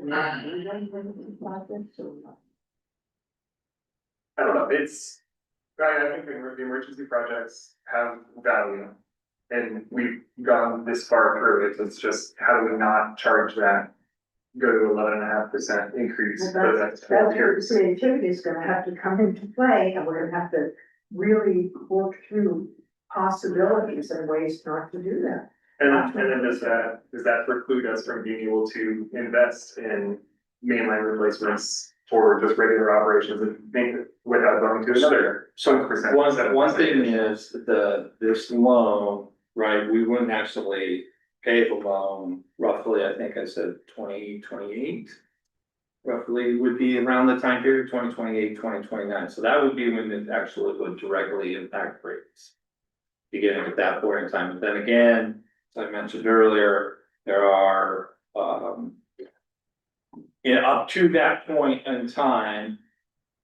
If we had other projects, we could do the bond, we could do a bond, pay that off and put it into our bond. So by moving forward with the backbone now, I mean, you're postponing the pain or the rate increases, but it would be down the road. It would not be immediate. And that may also give us more time to be creative, figure stuff out. Yeah, and things like programs for people who are, who don't have the money to pay, looking into what kind of programs are available to help or assist people who can't pay are using under 400 cubic feet, and with the rate increase, it'll be onerous for them. There may be a program we can put in place for that somebody. Most of or that is the raised- larger water places have similar. Yeah, so Gratefully, there's senior relief. that kind of Lots thing. of creative ways to help, offset this. And then 1%, I mean, it's got to be down the road, but a program like that, as Tim mentioned, squeeze a little one side. So it's the money still has to be making you say, But some it's not fashion. understand. That's the way the world goes. Socialism. Okay, so. We're all. And I did a yes that I can put the bid out for the backbone. Yes, you have, yes. Thank you. Eric? Okay, anything else on this topic? Okay, Me, well. every time I talk about this, it's just like, poof, Someone gotta get it. I'm an accountant, Lisa. Thank you. Okay, next, we have the monthly status report. Anybody have any questions? On it? Going once? No questions? Anybody? Okay, Did I thank Bruce or whoever last month for the HRAC adjustments? If not, thanks. yeah, that was good. Oh, I guess the status report, you got one, with an point out something, I'm just trying to find that. On the trees section. Which page is that? The trees were cut versus how many were planted. It's quite dramatic. So, Not this. yeah, Makes sense. so okay, this month.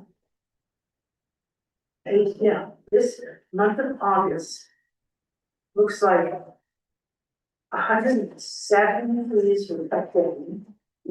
And 4 will be planted. Just pointing that out.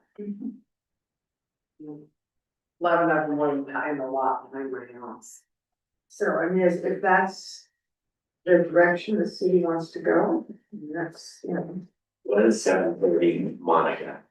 It's a big development of, houses, you know, million or multi-million-dollar houses up on Monica Court, which is off of Elk Creek Road. So it's a development that's going in, they have a big, billboard up there saying that the houses are start at $2.1 million or something. It's like 9 flag lots. It was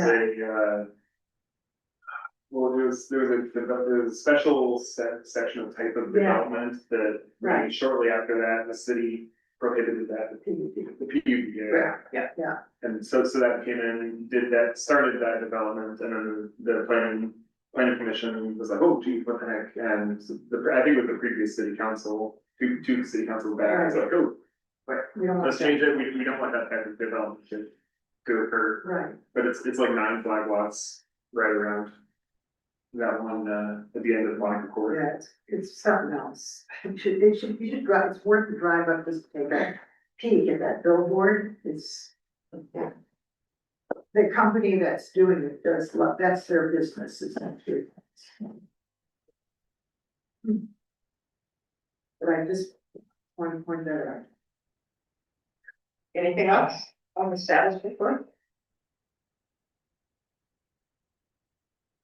Okay, next we have mayor communications. Lisa and I both attended the League of Oregon Cities meeting that was their 100th celebration, so lots of parties and fun. But it was very, very useful. And I would encourage people to try to be able to go to future events. Yes. No, well, one of the things that I thought was interesting at it was both Barb and I attended the housing workshop. And that was a way to encourage ownership of workforce and affordable housing, not just rentals, but actual ownership. And they had quite a few speakers. It was very interesting, including Habitat for Humanity. And what I came out of there realizing is that Chet Moritz, who had started a nonprofit to try and put forward affordable and workforce housing, so much of everything they talked about, he has already outlined and presented to the city at one time or another. Every single down to the detail. I mean, he had it there, and that was really, you know, so a lot of that work that they're talking about has already been done, at least intellectually, certainly not in practice. And the other thing is that one of the pieces that they said was absolutely necessary if you want to create more affordable and workforce housing is you have to have the land donated. that just, otherwise it does not pencil out. And that's what all these experts were saying. In other words, the city donates it, the county donates it, or an individual, nonprofit of some sort. Like a donates it. trust. A land trust, yeah, but that is the only way, any of this never pencils out for any of these. They had contractors there, they had water contractors who do this, and so do only this. And they do turn a profit, they were not nonprofits. And then they also had nonprofits there, and this was the message across the board, it was really interesting. So, And they also in that same workshop talked about how it's gotta be private and public working. right, it was a Together. private-public partnership. And I hope that they're gonna send us the slides and everything from it, that, you know, maybe we can print them out so you guys can see them or something, because it is really, it was, very interesting. Yeah, if they send those, can we get that sent to a Yeah, cabinet? Yeah, they shouldn't think it was yourself. Okay. Yeah. Yeah, it's unfortunate that we're dealing with, you know, even with having one, we're dealing with $575 a square foot, $575 a square foot, so. I can't hear you, I'm sorry. $575 a square foot to build a house, and that's if you own the land. Is what they're quoting right now. Can't even build 1,000 square foot house for, I'm barely off, you know, Right. barely under 600,000. And even the median income person can't afford that. Yeah, so they had houses for sale for in the $200,000, $250,000 range. And mortgages, and the other thing that was interesting to me is that there was a lot of, nervousness about deed restrictions in some of these, our meetings. They use them all the time, and they're 99-year deed restrictions, and there's no problem with them. They can get a bank to do it. A lot of banks are used to doing it because they do it for these projects. So deed restrictions are not a impediment to get this stuff done, not according to these experts, so. Okay. Anything under counselor communications? For the viewer. Okay, I have. I've got a short. It's mine's on. Sorry. I just wanted to know if we wanted to discuss, maybe in an upcoming meeting, Michelle's comments on the signage. She made that comment, I feel like a couple of times in the past, commercial signage coming up. And she has talked about it quite a bit. At your. It is a question of DRB not enforcing what's in the code, or a question of the code needs to be changed. It's the I question, think it's staff approval or staff's interpretation of the verbiage that's in the code, so maybe. staff's approving Yeah. applications without it going to DRB. So I think maybe it's a clearer definitions in our code possibly. I think the code could be improved, and I've talked to Michelle about it specifically, and said I thought problem was the code.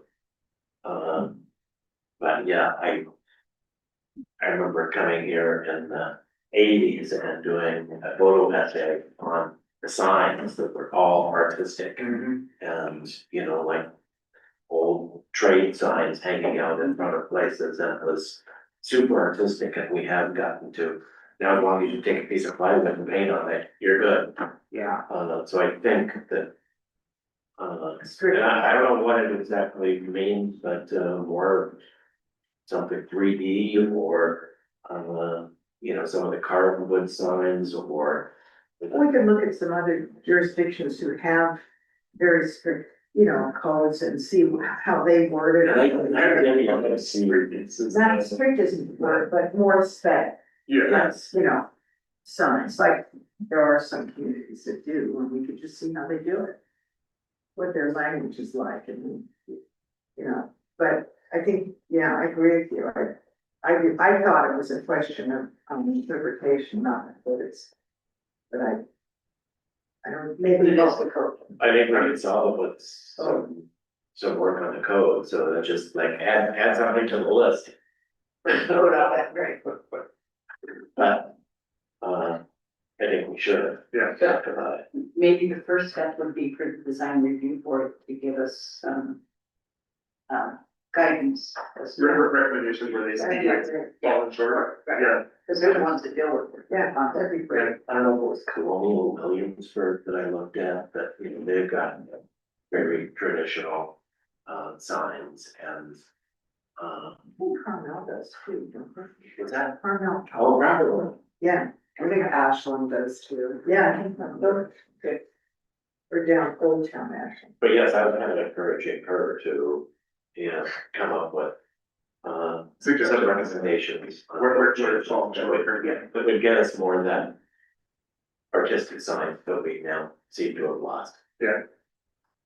Carmel. So that's all I have for you for, I've then come up with some, Right, where it's falling, yeah. okay. Who's next? I have several things. Okay, go ahead. Okay, the first one is something that came up at, Coffee with the Counselors from, a citizen, and it's something actually I brought up, I've written, 2 or 3 times, and I brought it up last time, I was, we had a council meeting. And it's the seawall that was installed at 3216 Pacific Avenue. And that was where I put in a public records request for the plans, and the seawall is right there on plans. So I asked in writing how it got approved, and was told that it isn't the jurisdiction of the city, it's a jurisdiction of parks. But I can't see how that could be true, because riprap is the jurisdiction of both city and parks. And, the Roberts, property, there was a retaining wall that was put within the, oceanfront setback, and that was a jurisdiction of the city and of parks, so it's a dual jurisdiction. So how could the seawall not be? So I'm trying to find out how I can get the answer from somebody about how that happened. Oh, good, okay.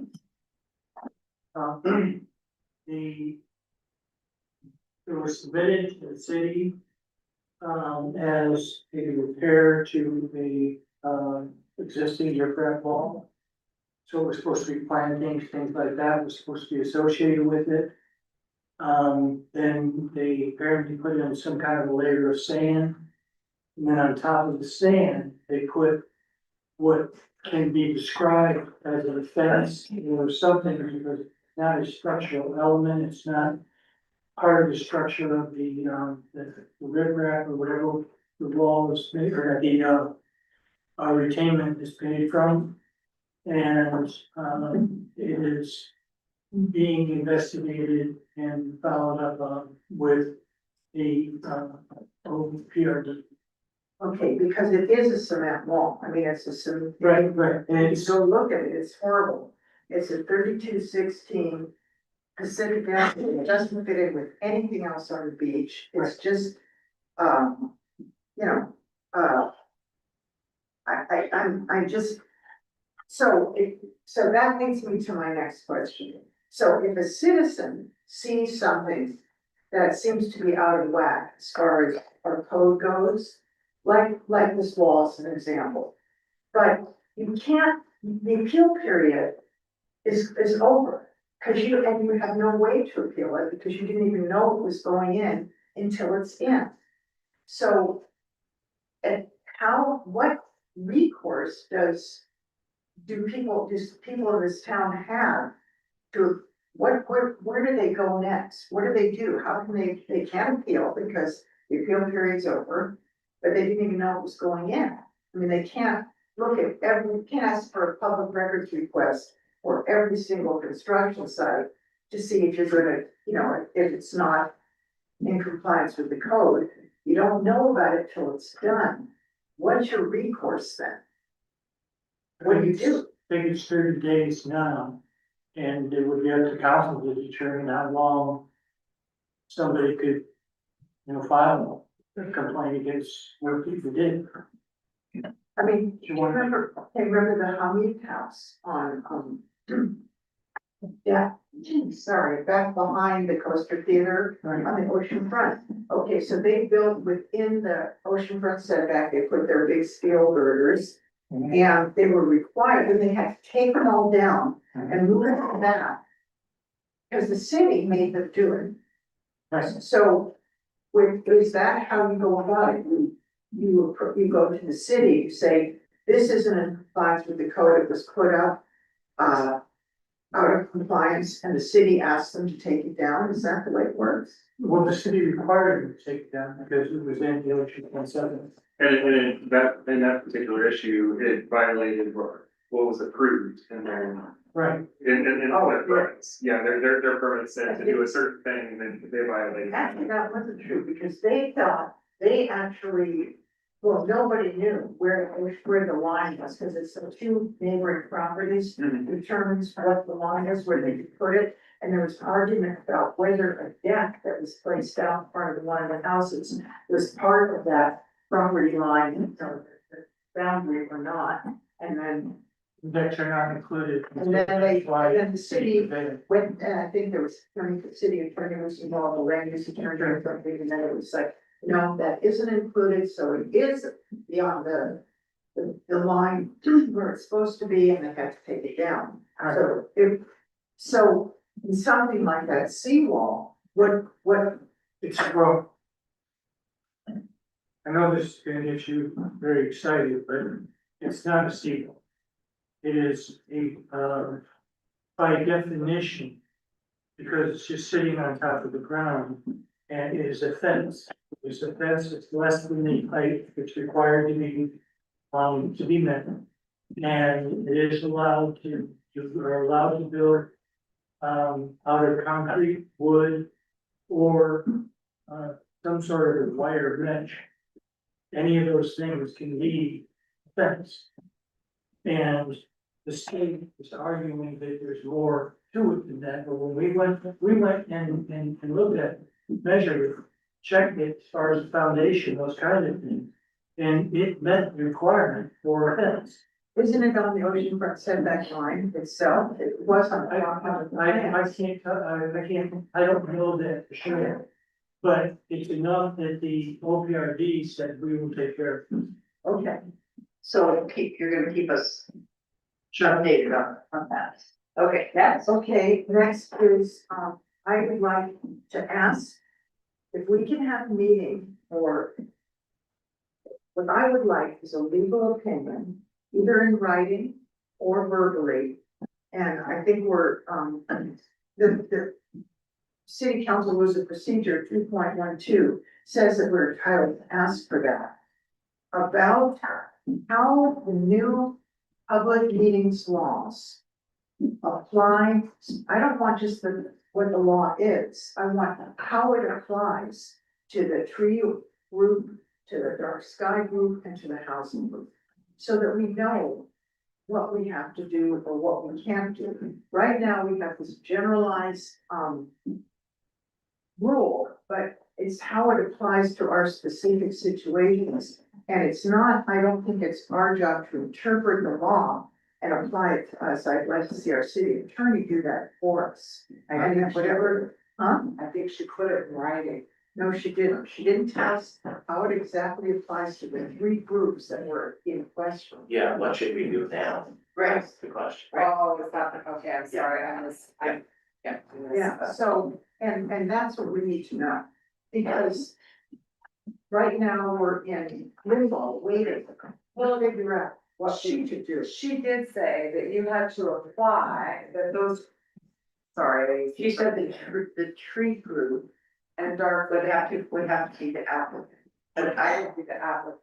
Right. So you would have to, that group would have to apply, I'm assuming to the city. And then have it sent to committee. No, that's not what she said. She said, well, that was very confusing, Rather than us arguing, or discussing it tonight, let's have Ashley give us a presentation, say what's the future of the work that's been done by those three. right, we need to know, you know, and there's been a letter accusing the different groups of violating public meetings law. You know, and I want to know if that's where the lines are. I don't know. I can't answer that. And I don't think anyone on the council can. I think the only one who can answer those things for us would be Ashley. Good answer. Hmm? Good outreach. But I think it would, I think it needs to be at a council meeting.